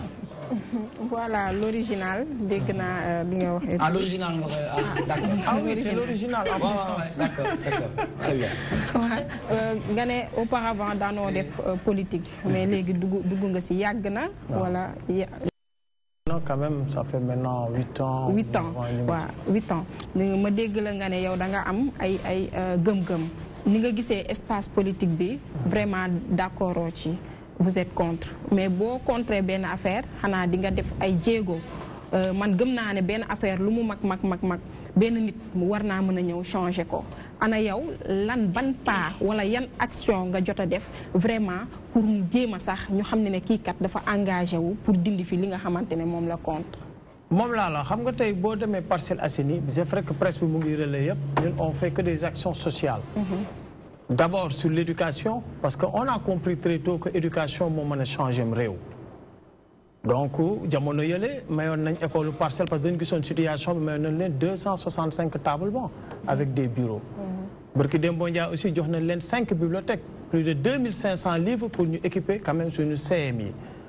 Je crois que samedi passé rek joxaan nañ benn bibliothèque pour la première tranche muy 1 à l'unité 6 parce que loolu aussi décret moo ko xaroon xar Parcelles Assainies en 2 parties. mais loolu aussi combat la boo xam ne aussi dinañ ko mener pour la réunification des Parcelles Assainies ci wàllu ndaw yi ñun def nañ fi li naan les poulaillers de l'émergence créer ay emploi pour les jeunes mais aussi ñuy produire te production boobu aussi ñi koy commercialiser parti bu ñu mënti jeunes yi de manière générale parce que nee naa aussi état mënul jàppale aussi sur emploi l'état peut mettre les conditions pour employer mais aussi ñu mel ni ñun ak ñi nga xam ne ñu ngi fi war nañ mën a jàppale jeunesse yi dañ tegal ay projets structurants ñu mën ci jàpp donc loolu la ñu ngi aussi ci élevage yi parce que def nañ aussi opération tabaski jigéen ñi seen bopp dañu xoolal ne aussi natt yi c'est bien mais c'est informel ñu bëri formaliser leen en GIE mais wutal leen ay financement yoo xam ne ça n'a rien à voir avec la politique parce que ñun noonu la ñu gisee politique li ñu gëm ci politique mooy action sociale waa LISCA ñu ngi fii defoon nañu aussi consultation gratuite plus de 2000 ñu jóge Guédiawaye jóge fu ne plus de 2000 nit ñu consulter leen mais leen ay garab yu cher macha allah ba pare xarafal plus de 100 personnes ci loolu la ñuy yëngu moo tax ma ne la ñun jeunesse bi ñun ñoo war a taxaw soppi vraiment la politique au Sénégal donc am nañ action yu bëri c'est-à-dire bu ñu ko doon lim tey dina xaw a mais boo ko soppi dafa vague c'est-à-dire boo nee soppi tey naka yow nga jàppee ni noonu la jeunes yi war a impulser nouvelle vision bi nga am ci wàllu politique li ma gëm sama taxawaay laa mën a wax te loolu laa gëm tey ji bu amee ku mel ni man au Parcelles wala ñaar di ko def yeneen i jeunes di ko def ci yeneen localités yi léegi politique bi changé parce que ñi nga xam ne dañu jël politique ci wax ju ñaaw etc. ils vont s'auto-évincer. wala bu ko def profession. voilà ils vont s'auto-évincer parce que les populations kenn moomu leen. ki ñu gëm mooy ki nga xam ne mu ngi leen di jàppale te yàlla tax xaaru ci dara loolu laa wax moo tax man ñi nga xam ne jàng naa ñoom maa ngi leen di convaincre pour ñu dugg ci. parce que tey jii bu ñu nekkee fii ñun di bay suñu waar avec une autre forme de faire la politique ñeneen ñi di ko def feneen léegi ñi nga xam ne dañuy def politique métier. dinañ auto-évincé wu par force. kon suñu la déggee da nga bëgg wax ne même sax ci formation yi nekk ci coalition Benno Bokk Yaakaar diñ ci gis yoo xam ne xëy na nawloo woo leen ci wàllu politique. jàpp ngeen duñu ay référence. c'est normal c'est di gis nga si àddina ndar xëyul sotti te loo gis rek c'est piano changement yi dafay am. parce que Sénégal mënuñu continuer di dëkkee lii. da ngay gis li fi doon xew dañuy nax nit ñi. loolu nag Sénégal ak. kon enjeu bi lan la ci yow par exemple tey bu ñu war a relever le niveau. waaw du débat ci wàllu politique enjeu bi ci waxtaan yi lan la war a doon seen secteur lañ nga jàpp ni tey suñu réew war nañ ci mën a concentré wu. xëy na dina dimbali askan wi ci ñu jóge ci benn point A dem ci point B ci lu positif la. je prends l'exemple aujourd'hui xam nga rey yi bari na Sénégal rey yi fond problème bi la moo ko indi mooy déperdition scolaire. xale yi jàngatuñu xale yi dañu am temps. mais loolu li koy xeex moo tax keroog bi ñu ma posé la question ci peine de mort ma ne leen je suis foncièrement contre parce que c'est une fuite en avant soo defee peine de mort mais la indi rey yi ngay war a xool lan la xale yi dañu am temps léegi xale yi jàngatuñu école yi moo tax léegi tey on doit se concentrer pas l'État seulement mais tous les acteurs ku mën a jàppale école nga jàppale ko man loolu laa gis c'est-à-dire que il faut que ñu poser ay actions ci ay axes yoo xam ne tey jii mooy changer format politique bi bibliothèque yi nga xam ne ñu ngi koy dugal ci école yi c'est pour permettre aux jeunes tey jii. Ça veut dire que les responsabilités sont partagées? Les responsables sont partagés aussi bien l'État c'est vrai parents d'élèves yi. enseignants yi aussi seen grève yu bari yi. parce que aussi quoi qu'on dise tu as le droit de revendiquer. grève dafa bokk ci suñu constitution. nangu nga contenu yi nga xam ne ñu ngi koy jàngale ci école bi lu baax la. parce que souvent dañu jàpp ni fa la ñuy formater xale yi ba à un moment donné lii suñuy valeur nga xam ne sunu maam yi. dañ ko prôné wane ko jëmmal ci seen bopp ba doon liñ doon ba jóge fi ñuy tudd seeni tur ñu ngi jëm ci safar bi kenn la ci doomu Sénégal ku wane boppam fu ne ci àdduna bi te kenn dootu ko natable monsieur Ahmadou Bamba Khadimou Rassoul dégguma fenn fu ñu ma waxee ni dugg na ci école nasaraan waaw c'est-à-dire lu mel noonu tey est-ce que bokkul tamit ci seeni réflexion en tant que jeune ngeen jeexaat yooyu nga xamante ne ay modèle la yu réussir ci suñu Sénégal ñu mën di ko porter pour que ngeen màggaaleeg moom bu leen yàlla may ngeen yegg seen station yi ngeen fexe nu ñu ko jëmmalee est-ce que loolu aussi warta bokk ci seen xam nga loolu tey jii fi ñu tollu tembe boo ko defoon tamit du baax parce que système bi moo baaxul système éducatif bi dama ne il faut que ñu poser ay jalons yoo xam ne xale yi dinañ mën a jàng correctement. mais c'est que tamit man sama ànd ak kilifa gi leen jiite daf may jaaxal. parce que yéen a ànd ak moom. waaw mu yor réew mi. ngeen ànd ak ñi ànd ak ñoom. yor réew mi. ngeen am idée yu mel nii jàpp ni lu baax la Sénégal mais pourquoi duñ ko défendre seen instance. xam nga c'est-à-dire boo nee lii nii baaxul te yéen a ko yor tamit daf ñu jaaxal. non boo ma dégloo xam nga wax na ko léegi. les responsabilités sont partagées. aujourd'hui dama ne état mënul def lépp. tey jii xale yi boo gisee tey agression yi bari banditisme parce que dañu am temps. ñun de ba ñuy jàng vraiment amuñu woon temps bi. tey jii système scolaire bi dafa yàqu complètement. y a les syndicats avec les grèves. c'est vrai il faut yooyu yëpp ñu toog ñu waxtaane ko il faut que aujourd'hui tey tamit mais boo demee ci yenn écoles yi sa yaram day daw. loolu aussi il faut ñu waxtaane ko c'est-à-dire que Sénégal ñëpp koy tabaxandoo. ci gën a suufe ba ki gën a mag. am na sax benn école boo xamante ne ex Canada moom tamit. nekk na école boo xamante ne barki démb dajale nañu fii seen cercle bi ñuy may ay dons mais boo xoolee état bi école bi mel. nekk na lu jéggi Sénégal loolu la ñu tànn ana comité de gestion école boobu. pourquoi ñun mën nañu teg mën nañu defar mais mënuñu def suivi. mënuñu def maintenance dañuy bàyyi ba mu yàqu ñu yuuxu de gauche à droite. or c'est en amont. la formation il faut que Sénégal ci boppam. ñëpp ku nekk nga béy si sa waar. très bien loolu bu ñu ko defee rek. vraiment dañuy changer carrément doxalinu réew. d'accord loolu dinañ ci dellusiwaat tout à l'heure inchallah avec monsieur Mamadou Gueye l'original muy responsable politique APR ca Parcelles Assainies du conseil municipal vice-président commission finance à la mairie des Parcelles Assainies comptable cour Sainte-Marie de Hann li ñu nekk di waxtaane jëm ci espace politique un débat de très bas niveau Fatima mu ngi ànd ak ñun léegi dinañ dugg ci chronique bébé maman waaye Sidi dégg nga li nga xamante ne jot nañ ko fay waxtaane lépp rek muy li nga xamante ne askan bi la soxal mu jëm ci wàllum politique yéen en tant que porteur de voix aujourd'hui lan ngeen porté parce que ñu ngi jëm ci échéance bu am solo muy élection présidentielle mais aussi yaa ngeen di toog seen i ay kër di seetaan ci télé yi di gis ci réseaux sociaux yi comportement bi nga xamante ne moom la politique yi am. waaw dëgg la balaa maa ñëw foofu sànq daam foo laal mooy femme boobu.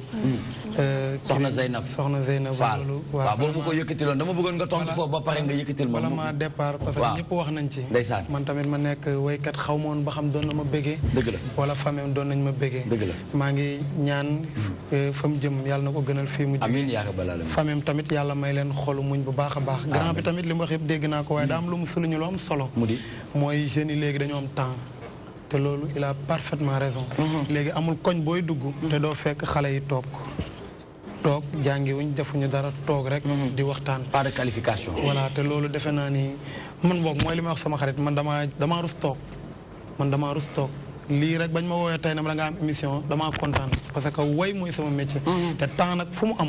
wax dëgg fa neex yàlla boo amul loo def di nga dem def fi banditisme wala nga dem sàcc wala nga dem def leneen kon nag grand man maa ngi lay encouragé en tant que banlieusard di porteur de voix vraiment seen liggéey yi maa ngi koy rafetlu bu baax a baax a baax femme bi nag waaw soxna Zeynab damaa bëgg nga am loo yëkkati rek laata ñuy ànd ak Fatima Aïcha Bokoum ci chronique bu am solo bi nga xamante ne moom la nar a ànd ak madame Cissé nu mu tuddati sax soxna Zeynab Fall ndeysaan tàggoo balaay xalaat gise yombul borome ba mu ñuy bëgg mi foofu la ñibbee ndeysaan tàggoo balaay xalaat gise yombul borome Zeynab ba mu ñuy bëgg mi foofu la ñibbee sama yaay ne ma segam tàggoo tiis fi di jóg waxu malaak dee ba mu ñuy bëgg miin foofu la ñibbee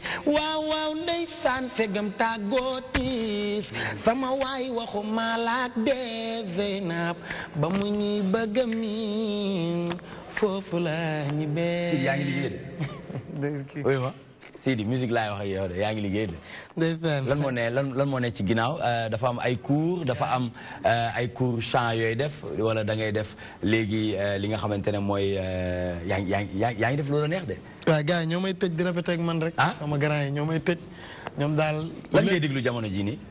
man ñëpp laay déglu nag yàlla dafa dogal. mais lan ngay gën a déglu ci jamono jii nii parce que da nga am air bu bees tax. waaw man xam nag man mooy li ma la wax rek man ñëpp laay déglu damay déglu indo yeeg. américain yeeg man ñëpp laay déglu lépp luy way lu neex. ma déglu la waaye nag ñi nga xam ne dama leen di def sama xol. Njaga Mbay. Yande Kodd. ndeysaan. kii nu mu tuddati Ndey Mari Njaay Gawlo. Ndongolo. ñooñu dama leen a bëgg sama xol ñooñu rek laa mën a déglu di jooy. ndax seen way daa am ndeysaan. te kàddu yi daa am solo. dëgg la mais nag bu yëpp weesoo lépp ñee la. 5 étoiles. waaw ñoom lundi ak mardi lañ may ma noppalu waaye chaque mercredi jeudi dañ may tëj yëngu leen may répété 17h ba 22h. barke Serigne Saliou bu ñu paree ne ma ñibbil. parce que xam nañ ni moom liggéey rek. moo la mën a avancé loo ci kanam ak surtout fi ma toll soppe yaa ngi ci ginnaaw ñi ngi gën a bari macha allah ma nekk xale xam nga à l'âge de 23 ans suñu borom def ma ni ma mel li ma war rek mooy liggéey. naka ngay vivre évolution musique sénégalaise. waaw mais démb rek ñu ngi def benn sound maa ngi koy génnee démb ci guddi gars yi tey la ñu xëy jot ci site internet pour prendre ko ma def benn morceau afrobeat parce que man noonu laa gis bu dee mbalax bi ay foriole ñaalu guy naa ko daan jël yooyu mi ngi ci ñun ba pare mais léegi da nga ko fi bàyyi dem uti yeneen yoo amut li nga uti woon nu mu tudd nu mu mel waaw mooy afrobeat noo ko defee waaw dama woy ni yaa ki nga bëgg mu bëgg la ñaanal yàlla feeg moom boobu laa njëkk def démb nag ma defaat beneen boo xam ni bàyyi ma noppi ba yéeg fee defal la ko très bien c'est important toujours avec Sidi Diop et son orchestre muy 5 étoiles ñoom la ñu àndal tey dans toi-même tu sais le rendez-vous incontournable di leen fàttali ne nekk na koo xamante ne c'est le plus influent de sa génération tout de suite ñu ànd ak Fatima Aïcha Bokoum dans sa chronique Bébé Maman c'est maintenant.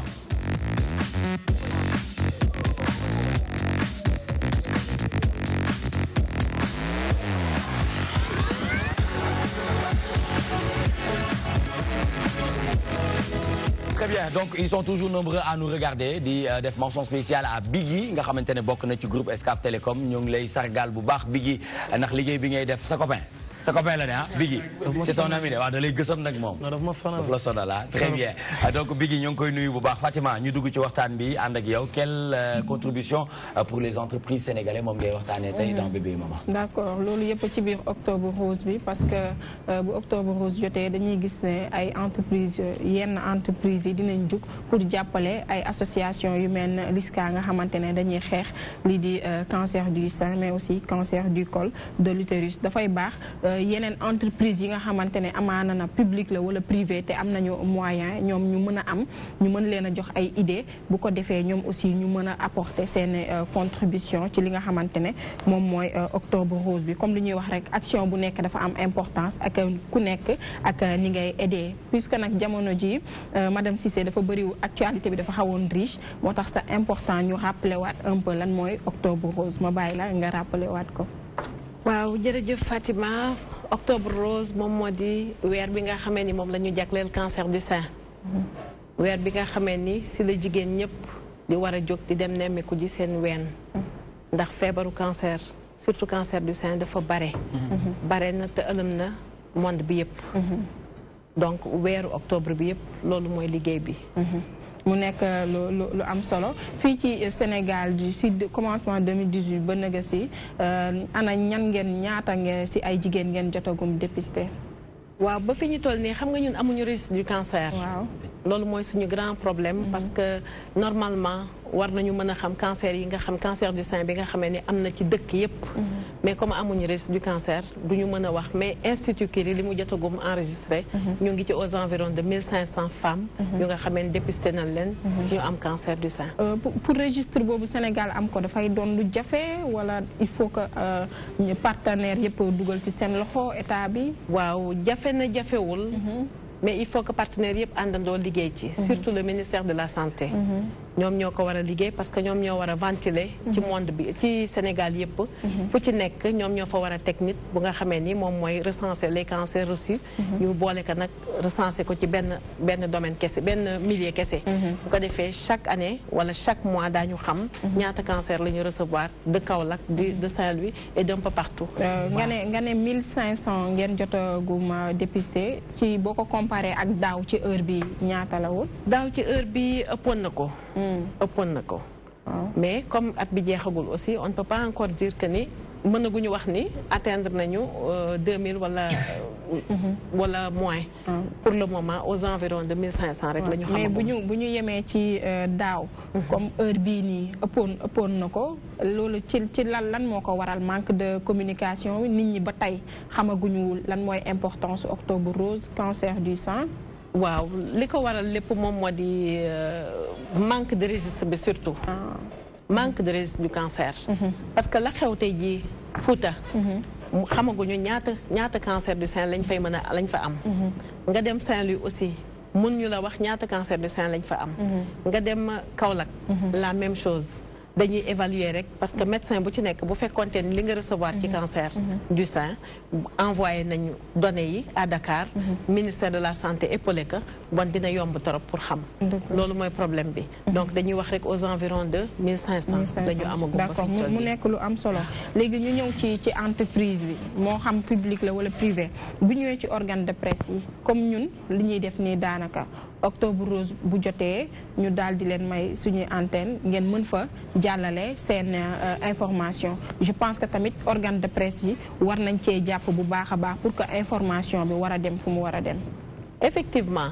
entreprise yëpp ci war a jóg ñëpp war a mànkoo lëkkaloo àndandoo jàppale les associations particulièrement la LISCA bi nga xamee ni lan mooy cëram LISCA tey dafa fédéré maanaam dafa ëmb dafa boot lu tolloog 19 associations ëpp na ko sax ñuy liggéey ci affaire cancer ba pare tey ji LISCA moom mooy l'association interlocutrice auprès de l'État et auprès du ministère de la Santé auprès de toutes les entreprises donc LISCA dañ ko war a dooleel mu xam fan la jëm ñu jàppale ko ci yoon wi mu nekk ba mu mën a atteindre ay objectifs am entreprise yi ngay wax nag effectivement ku mel ni DTV ñun amuñu seen fay ndax gis nañ ni chaque semaine depuis octobre rose commencé ba léegi chaque semaine yéen a ñuy jagleel émission ñu mën a wax suñu soxla et depuis ça fait des mango man ñëw naa fi plusieurs fois donc c'est pas ma première fois donc ñu ngi leen di gërëm di leen sant ci loolu c'est normal ndax yéen a ngi jàppale LISCA mais aussi yéen a ngi jàppale population bi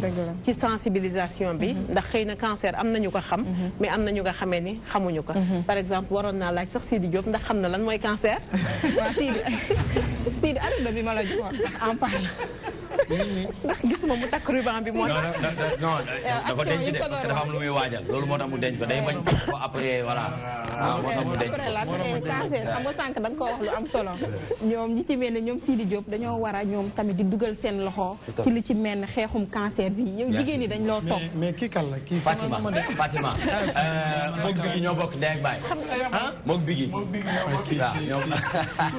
kii xaritu Biggi rek doomu nday Biggi rek la mën a ma trop xam nga yaa ngi dégg xam nga Sidi ku mel ni ñoom Sidi Diop dañ leen di soxla lool ci la lutte ci xeexum cancer bi ndax yéen ay porteurs de voix ngeen yéen a war a taxawal jigéen ñi xeexal jigéen ñi jàppale nit ñi ci seen i wér-gi-yaram ñun bu ñu nekkee ci suuf si mbaa ñu nekk ci touche bi di liggéey yéen a war a jëmale suñuy kàddu ca kaw donc soxla nañ leen bu baax a baax bëggoon nañ ngeen impliqué wu ci bu baax am na seen image yu ci nekk waaye nag ku mel ni yow nga nekk ndawal yàlla tubaarkàlla ñëpp di la déglu soxla woon nañ la bu baax a baax vraiment yal nañu yàlla lafal cat man je te donne ma parole merci jàppal ni bis ni ki tey lépp loo nekk maa ngi ci jërëjëf boo ma soxlaa dinaa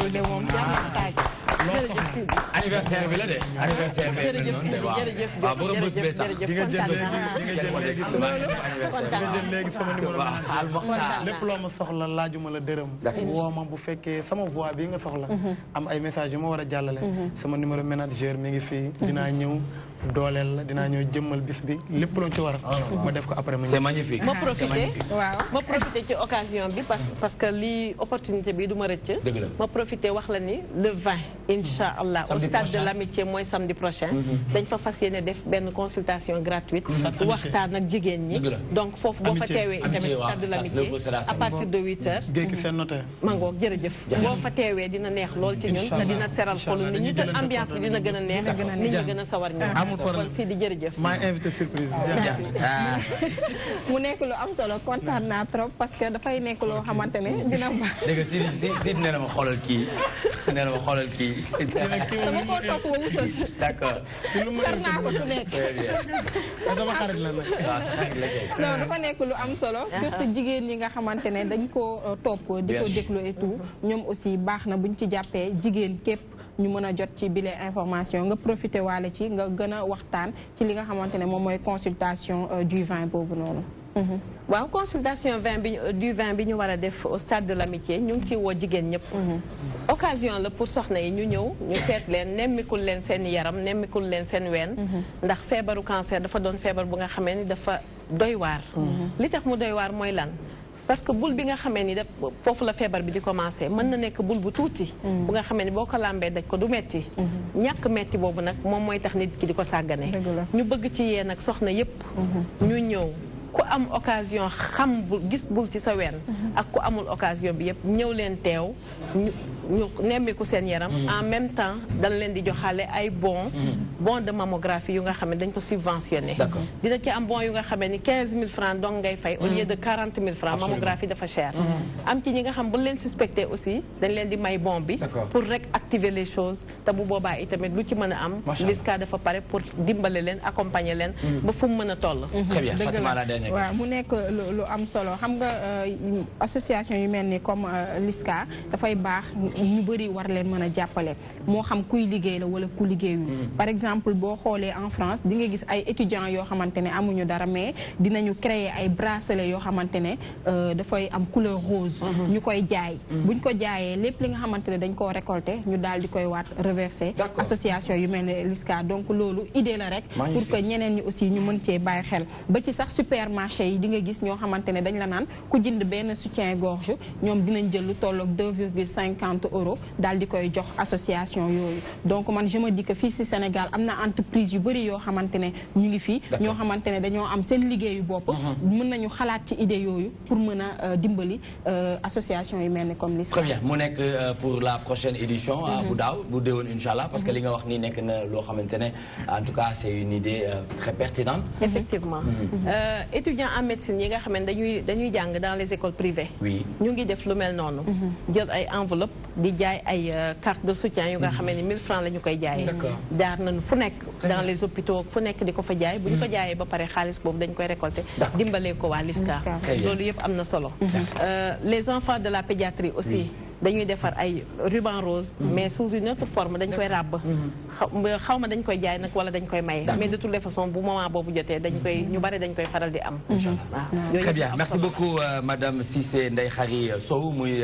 secrétaire chargée des relations internationales ci LISCA ñoo nekk ganu Fatima ci chronique bébé et maman très rapidement l'original comme yaa ngi cours Sainte-Marie de Anne aujourd'hui on parle des entreprises sénégalaises ci implication bi nga xamante ne dañ koy impliqué ci LISCA ngir accompagner leen surtout ci weer bu mel nii yéen ban taxawaay ngeen ci am. taxawaay bi rek mooy peut-être su ma demee ma waxtaan seex suñu direction pour ñu xool aussi ban taxawaay leen ciy am pourquoi pas aussi parce que souvent dañ koy def foofu consultation et mammographie etc. pour suñu jigéen ñi parce que on a une association des femmes bu fa nekk mais aussi li ma koy ñaan aussi mooy peut-être li buñ ko amee aussi au niveau des Parcelles Assainies ñun am nañu taxawaay boobu aussi pour vraiment vous recevoir et vous mettre dans des conditions pour jigéenu Parcelles Assainies. Très bien merci beaucoup Pape Ousmane très rapidement le message. kii LISCA moom kii la chargé de communication artiste Pape Diouf génération consciente Badara nee na moom am na lu am solo daal lu mu leen di réserver pour yéen parce que moom yaayam dafa ñàkk bakkanam ci cancer donc dafa bëgg a def geste. nga xam naa ne bu ñibbisee dina am. jokkee waaw moom chargé de communication. bu Pape Diouf leader de la génération consciente nga xamante ne dañ koy féliciter encore une fois ci date bu am solo boobu nga xamante ne amoon na ko foofu ca digg ñànkatagu Paris mu am ci ndam muy Bercy 13 octobre 2018 sénégalais ak étrangers yi wuy si ko en masse madame ñu bàyyi la nga def le mot de la fin un message. waaw xanaa di gërëm ñëpp di sant ñëpp. merci. te di leen ñaanal di ñaanal DTV mu yàgg fi lool te yokku lool amiin yaa rabbal ñi fi nekk tamit yokku te ànd ak wér amiin yaa rabbal ñun ñi itamit yàlla barkeel li ñuy dox ak li ñuy wax amiin yaa rabbi ci barke Seydina Muhammad sallallahu alayhi wa sallam yàlla mën na ko te dina ko def amiin yaa rabbal alamin jërëjëf sant nañ la gërëm nañ la bu baax a baax laata ñuy dem page bi am na information de taille boo bëgg a jàllale ci wàllum sport ndax xam nañ ne Sénégal jamono ji mu ngi football ak Soudan. Tout à fait léegi nag wax nañ ni ki nga xam ne ñoo di waa Madagascar qualifié nañ am nañ 10 points ndax ñoom ñoo dóor Guinée équatoriale 1-0 ñoom nag jamono ji ñu ngi 10 points mu nekk nag pour la première fois Madagascar di dem ci Coupe d'Afrique des Nations moom nag validé na tikkeem nii moo nga ca Cameroun dina ca bokk mais nag Sénégal instant bi ñu ngi ci mi-temps 0 but partout. 0 but partout très bien on y reviendra tout à l'heure inchallah léegi dinañu ànd ak Maria Siga mu defal ñu benn morceau bu am solo mais Ibou Faye moom tamit dina ñëw en tant que poète def benn recueil bu am solo ci endroit wu bés bi ndax 16 octobre moom nekk na bés boo xamante ne dañ koy fàttaliku bu baax a baax di ko ñaan di ko fekkee ay déwén yu bëri tout de suite après cette page de pub.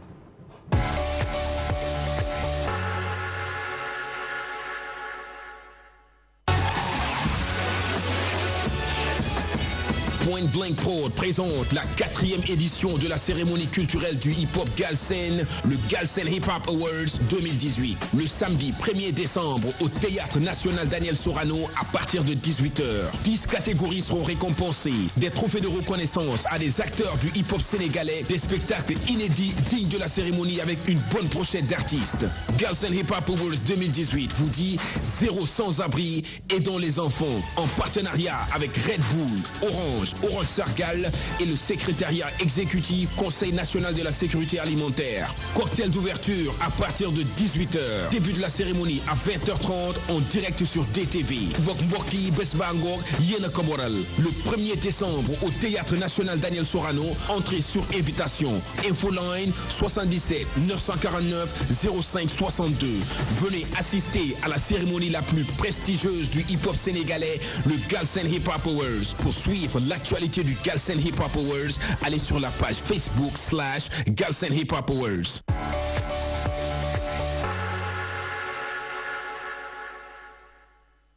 cancer weñ jigéen ñi lay gën a dal mooy cancer li gën a faat. lu ëpp ñaari junni jigéen lay dal ci at mi fii ci Sénégal su ngeen teelee dem saytu seen yaram dinañ ko mën gaaw a faj. bon nag demal saytu sa yaram bàyyil xel sa yaram toppatoo sa bopp. kon boog daw leen faju ji. méttiwul radiographie kese la def leen ko. L'univers en entier se renferme dans la femme. Jigéen àddina jigéen yaay jigéen wéeruwaay jigéen wéttal jigéen ngor jigéen jom jigéen fulla ak fayda jigéen oyof jigéen sutura jigéen jàmbaar jigéen muñ jigéen bànneex jigéen jalal ak jamal jigéen kiiraay jigéen coono jigéen metit jigéen leer jigéen lëndëm jigéen njaxlaf jigéen njaboot jigéen yitte jigéen koom-koom jigéen mooy lépp.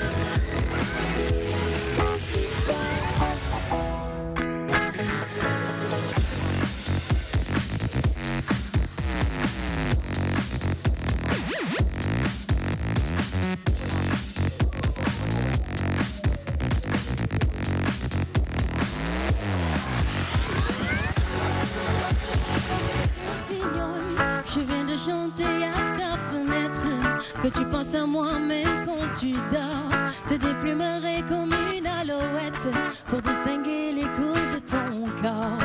Je veux que tu sois mon trésor. Je te présenterai à ma maman. Je rendrai jaloux tous mes ex. Je n'ai jamais aimé si fort. Je ne suis pas un homme à parler dans le vent. En tout cas, c'est mes toi et moi. Tu verras mes sentiments.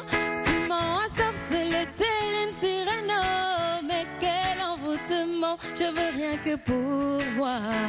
Je veux rien que pour moi.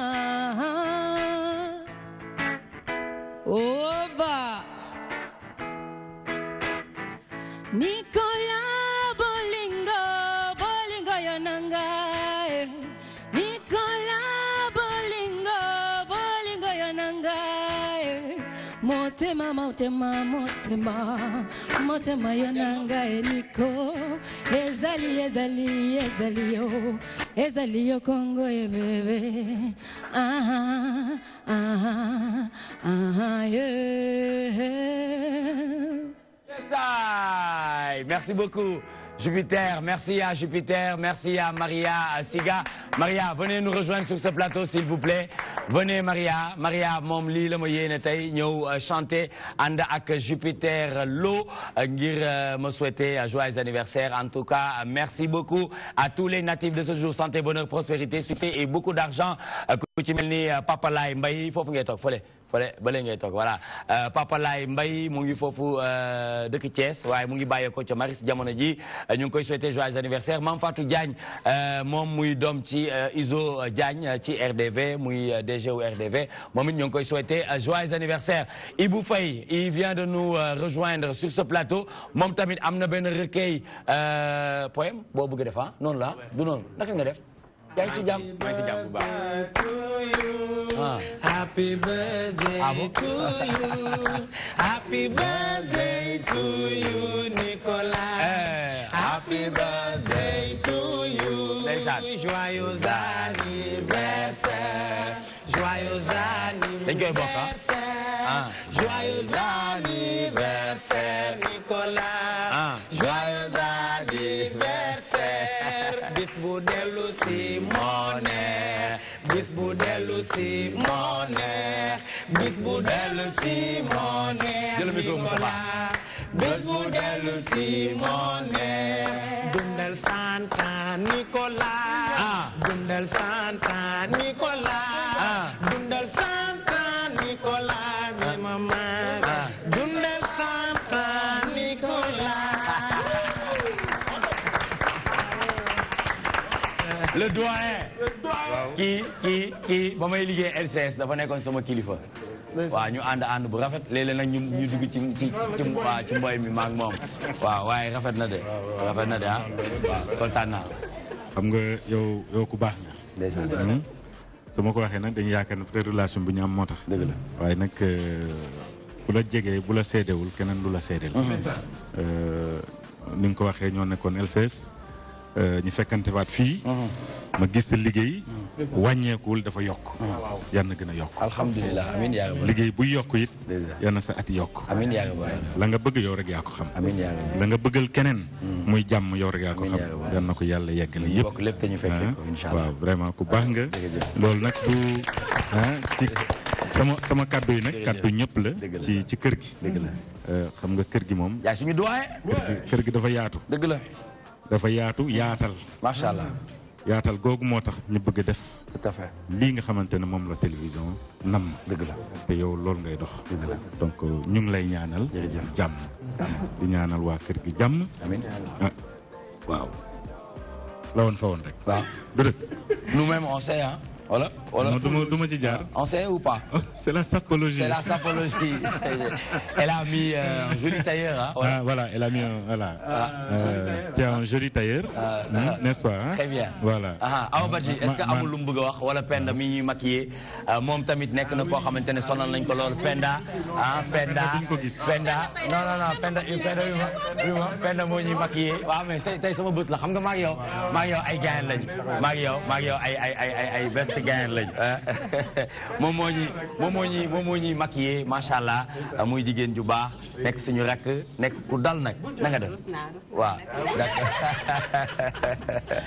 d'accord. en tout cas maa ngi lay ñaanal li nga bëgg sa xol bi yaa ko xam yal na la ko yàlla may. amiin may la gudd fan bu ànd ak wér. amiin ak sutura. amiin xéewal gi. amiin saawaan baawaan doom yi màgg ba di la teral. très bien nga fekkee bu ànd ak wér. jërëjëf merci beaucoup jërëjëf kontaan naa en tout cas merci beaucoup maa ngi leen di jaajëfal bu baax a baax a baax Awa Badji moom moo ay suba 14 millions de problèmes très rapidement waaw.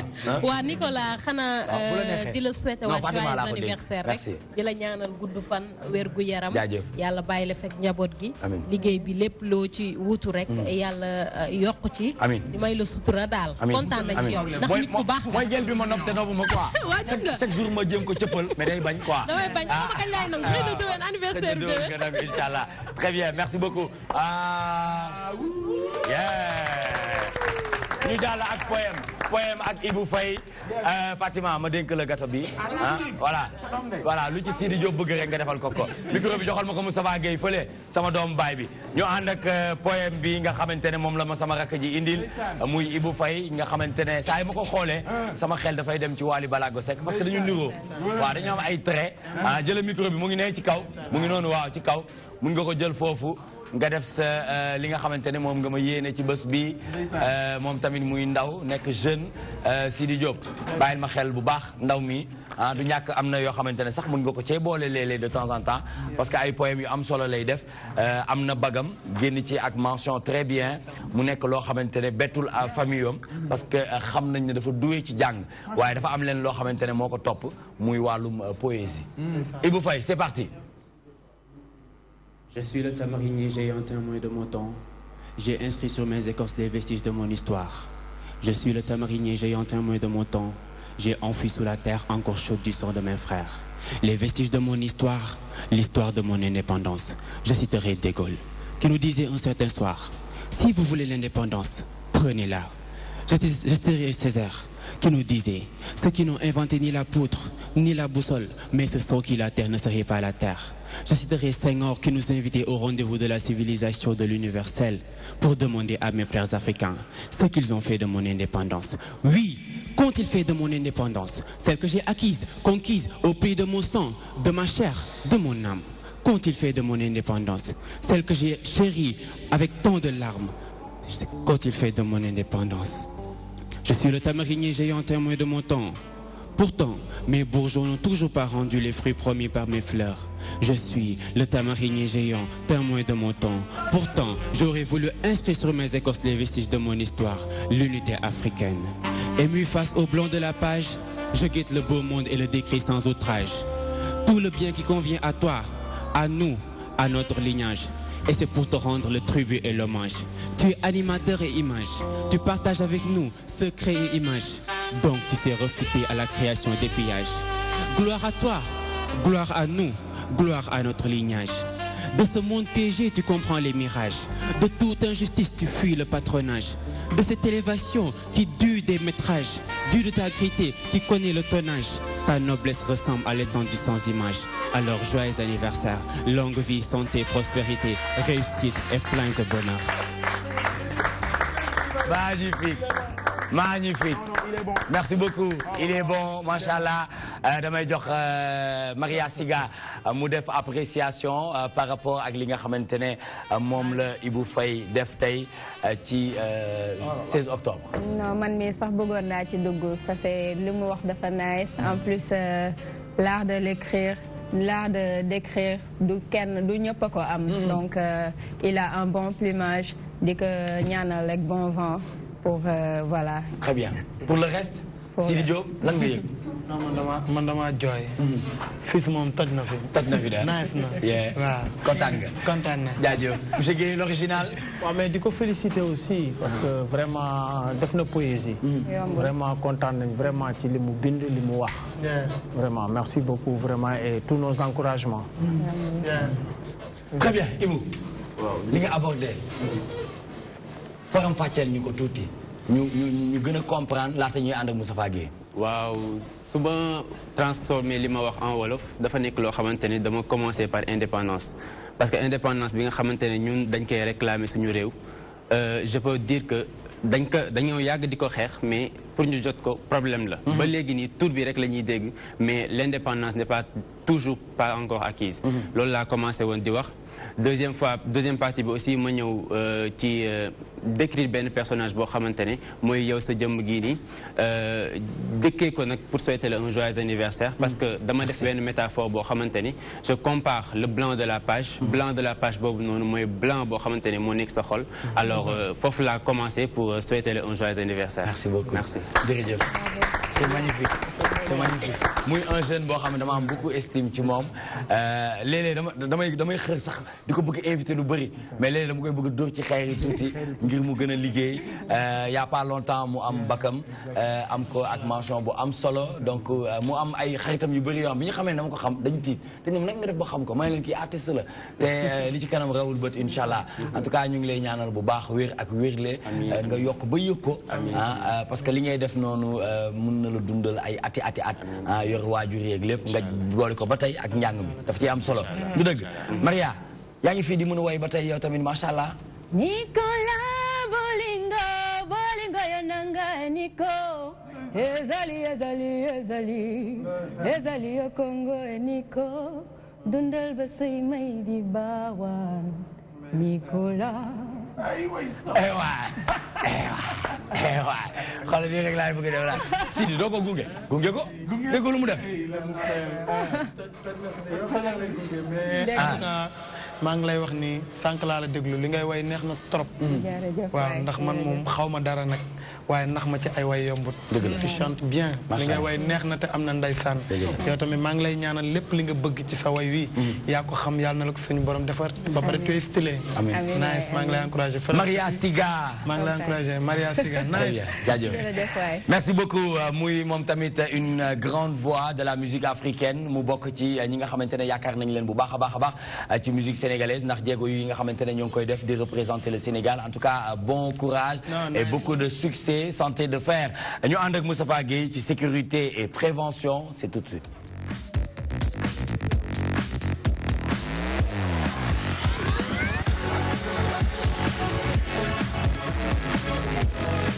ñu dem ci Magal Touba 2018 l'autoroute Ila Touba enterré l'autorail de Touba invité bi mooy monsieur Mademba Camara chef de gare Dakar Bamako ferroviaire ñu ànd ceeg monsieur Abdou Diop chargé de com PTB bu gàttee nag nañ ma ko baal ñu comprendre ko ndax bés bi la. donc voilà mais ñu dem ci l'essentiel bi. Magal gi dafa am lu inédit mooy que train bi du dem donc depuis je pense 1960 ba léegi amul moo tax tey ñu invité ay spécialistes yoo xamante ne kii sama droite mooy monsieur Camara. Donc, il est spécialiste, il est chef de gare adjoint au niveau du train. À ma gauche, on a M. Diop qui est chargé de com au niveau du PTB, mon petit train banlieue. Donc, ils sont mieux placés pour voir cette situation. Moi, je veux que jox kaddu gi bàyyi leen ñu wax ci situation bi ak liñ ci xalaat ak li nga xamante ne moom moo ci nar a am comme impact que ça soit positif comme négatif ma jox M. Camara mu développé ci loolu. Oui, merci. Il faut que aussi ma def comme ñëpp féliciter Nicolas. Merci. Et puis li nit ñi wax ci lu bari sasee la ko lu dëgg la parce que bi nga ma fi njëkkee invité ci benn émission bi ñu fi ñëwoon man ak benn camarade Moustapha Diagne dafa am ku la seetaan sama kër ni xam na la bokkoon ngeen entreprise boo leen nekkoon donc mu ni da nga yàgg gëm sa bopp donc gëm na ni que yow fii nga yegg mën nga ko weesu donc joyeux anniversaire. Merci beaucoup. Merci. Donc je m'appelle Mademba Camara. Je suis chef de gare de métier. Je suis également le secrétaire général, premier secrétaire général adjoint de SUTRAI, syndicat unique des travailleurs du rail, Dakar Bamako ferroviaire, affilié à la CNTS-FC. Comme que Gueye waxee, on a été vraiment surpris bi ñu xëyee suba rek le ministre Abdou Ndéné Sall mook Abdoulaye Daouda Diallo ministre des infrastructures génnee note wax ni que ren kat saxaar du am ñu am ci vraiment mbetteel. Pourquoi ñu am ci mbetteel dafa parce que dafa am nu mu daan doxee bala ñuy yegsi ci loolu ndax ni mu daan doxee c'était simple dañu daan ñëw def visite des rails cela veut dire que fi nga xam ne train ba dafa war a jaar mu fay gëj dafa am ñu ñuy tuddee les installations fixes mooy waa IF ay agent la yoo xam ne ñoom ñooy toppatoo mbiru raay bi ñooñu danañu dem def visite bi ba pare su ñooñu paree ñun ñu defar saxaar ak waa PTB benn raam def train d'essai bu ñu paree ci la ñuy door a wax kat ndax mën naa daw wala ndax mënta daw donc bi ñu nekkee ci biir visite bi ba suñu agent DBF tollu ba xombol ci leen yëgal ni note wàcc na que kat saxaar gi du daw petit train de banlieue ñoom ñi nga xam ne ñoo yor commercial bi ñun Dakar Bamako ferroviaire ñoo leen ko yëgal donc mu doon lu doy waar lu musul am comme li ko ñëpp waxee de 1940 6 à nos jours ci sëñ Fallou sëñ Modou Moustapha ba sëñ Fallou ñi ngi door a dégg ci benn yoon bu ñu taxaw ni chemin de fer ren du def train màggal. D'accord. Ministre bi soo ko dégloo il a parlé un problème de sécurité. Paraît-il même il a dit un bateau Joola bis. ñun liñ ko mën a tontu c'est le ministre de la République respecté nañ ko danoon woddu wax ji waane ñun jàpp nañ di loolu. D'accord. li mu doon mooy. c'est le projet du TER train express régional boobu dafa tardé. ci seeni échéance yi ñu defoon xam nañ ni wala ñu yaakaar ni su saxaar yooyu màggal gi waree daw 3 jours avant màggal. 3 jours après màggal. ak bisu màggal gi. ak seen camionneurs yooyu ni ñuy dawee ci biir plateforme bi. D'accord. ak pèlerins yi. ñoom su waxoon sécurité boobu. on aurait compris. Très bien ñu bàyyi waa PTB ñoom tamit ñu wax ci seen xalaat ñoom tamit. Micro bi s'il vous plaît. Alors, man c'est Abdou Khadri Djelani Diop, chargé de l'information, secrétaire chargé de l'information et de la presse du syndicat des travailleurs du petit train de banlieue. D'accord. Affilié à la CNTS. Alors, bi ñu sante Yàlla julli Seydina Muhammad sallallahu alayhi wa sallam di profiter de l'occasion nuyu ñi bokkal plateau bi yëpp. di la souhaiter li ñu tombé muy sa anniversaire yàlla defal la fan wu gudd. amiin yaa rabbi xam ne at wu yokku la. amiin bu xësee romb boobu romb na la beneen. defal la maanaam daal ci gàttal tawféex. amiin yaa rabbi ilaa billah. amiin defal ko mbooloo mi ñu fi teew ñëpp. yërëmal ñu waay dawlu yëpp. amiin amiin. Alors merci pour cette invitation. Je vais très rapidement, si vous permettez. S'il vous plaît.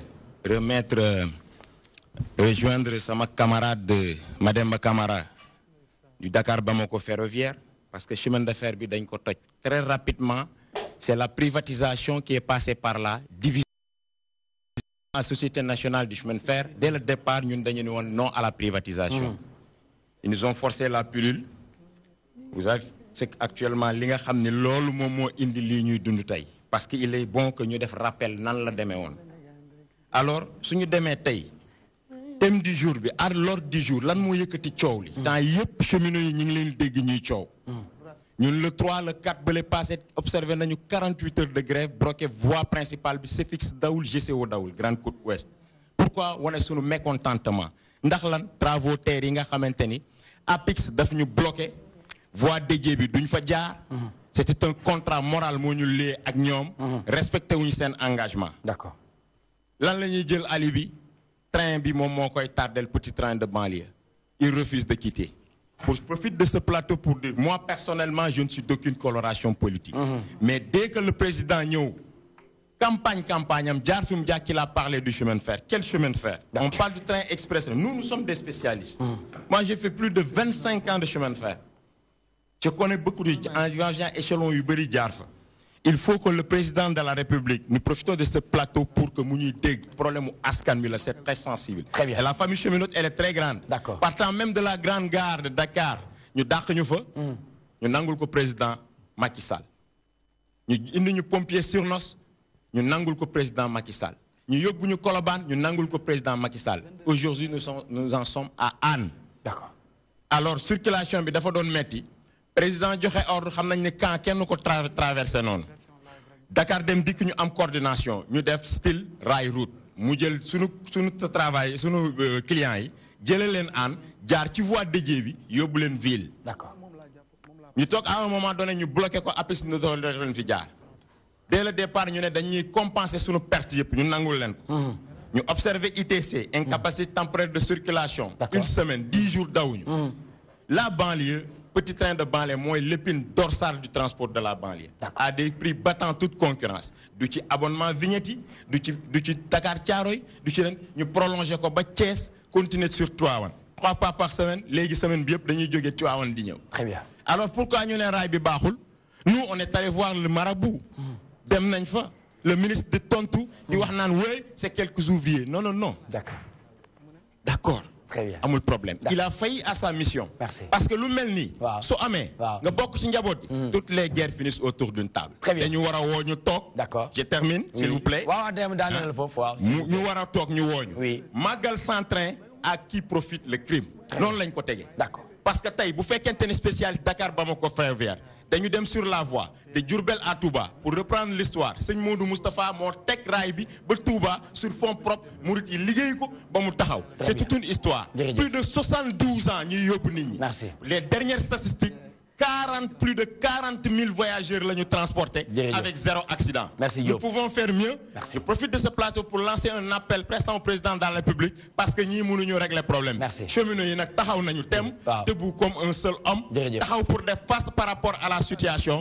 Ministre bi dafa def lo xamantene l'état des voies de Diourbel la wax ak travaux terre bi pour profiter lan. Bloquer ñu duñu daw. Mën nañu am chance recevoir leen dans la semaine avant ñuy dem aljuma inchallah. Ce serait un plaisir parce que li ñu mbirum chemin de fer 1885 ba jour la léegi nag profitons ci plateau bi président il faut mu recevoir parce que problème bi dépassé na leen askan bi la ñi koy jël ak ñun di ci liggéey bu ñu taxee debout comme ça dañuy yàqal président de la Très bien, merci beaucoup monsieur Abdou Khadre mouvement boo xam ne pour venir en appui au président de la République pour jàppale ku ko contre doo ko nangul jóge fa on a accepté ce qu'on a refusé à l'ancien régime mu defal ñu 20 wagons 5 machines 1,2 milliard de pièces de rechange man maa ko réceptionné bañal ko Ablaye Wade nangul ko Macky Sall jërëjëf sant nañ la gërëm nañ la bu baax merci beaucoup monsieur Abdou Khadre Djeylani Diop muy chargé de com PTB àndoon ak monsieur Mademba Camara chef de gare Dakar oui très bien Mansour Sow ana Mansour Sow waaw wool ma Mansour Sow le temps Maria Siga def le mot de la fin très rapidement s'il vous plaît temps bi jeex na. Bah di rafetlu rek teewaay bi fii di la souhaiter un joyeux anniversaire. Voilà di la wax rek ne am na yu bees yu ñëw. Voilà xam naa. non man semaine prochaine dama la bëgg jël non temps bi moom xam naa. non mais semaine prochaine dama bëgg nga ñëw ñu def live. ba tey nga toog fii sa orchestre nekk fee. comme niñ ko defee woon on est d'accord. Merci beaucoup Ibou Faye le mot de la fin. waaw Nicolas maa ngi leen di remercier bu baax ci invitation bi. Merci di remercier képp nga xamante ne yaa ngi seetaan émission bi. particulièrement et personnellement mon manager. depuis la France Rodolphe. alors maa ngi sant ñëpp di gërëm ñëpp. jërëjëf Ibou Faye ñu jeexalee nag ak monsieur l'original Mamadou Gueye responsable politique APR aux Parcelles Assainies conseiller municipal vice-président commission finance à la mairie des Parcelles Assainies du comptable cour Sainte-Marie de Anne ñu doon waxtaanee espace politique un débat de très bas niveau s'il vous plaît un message à l'endroit des Sénégalais. waaw li may Sénégalais yi rek mooy que Sénégal sunu Sénégal la. ci li ñu jëm muy présidentiel nañ ci dem dal. parce que réew mi suñu réew la. di profiter nag parce que fekkee ma ci boole di ñaan aussi président bu mënee recevoir cheminots yi mu recevoir leen. parce que nag njaboot gi ku ci am problème. njiitu réew mi moo ñu njabootu ñun ñëpp. dëgg la war na leen gis jéem a régler seen problème pour l'intérêt général des populations. kontaan naa ci yow merci beaucoup.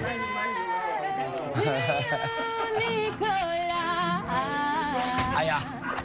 bés bu dee si dafa neex lool ci xool.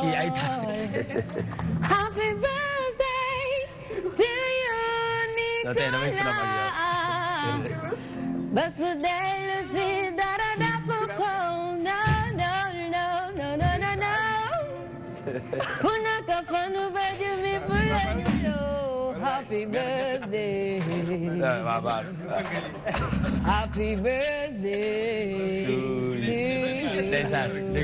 ndeysaan rafet na kontaan nañu merci beaucoup Mansour Sow moom indil gâteau Mansour Chadia Ayash Sow mu ngi nii jaajëf Mansour jërëjëf Sidi Diop la ñu war a bàyyi mu def live bi waaw benn la yaakaar naa ni Samb Biagui en tant que doyen boo waxee yóbbaale na ñëpp. dëgg la voilà je pense bien que liggéey bi ñoo ko bokk. yaakaar naa kenn ñaawu ci.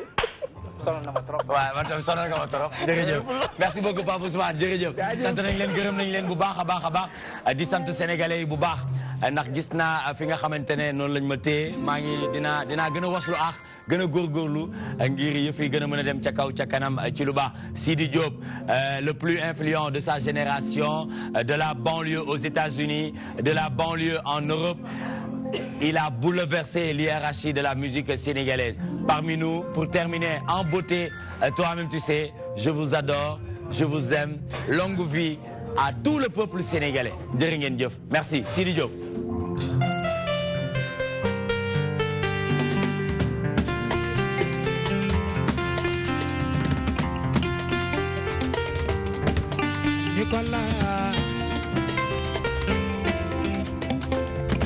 Nicolas ni ma la bëggee Sénégal seede nañu ko Nicolas ni ma la wóoloo Sénégal seede nañu ko Nicolas sa yaay nee na baax nga sa baay nee na baax nga Sénégal seede nañu ko li ma neex ci yow dafa bëgg liggéey lool ànd ak rigueur Sénégal seede nañu ko ay sama doomu yaay nga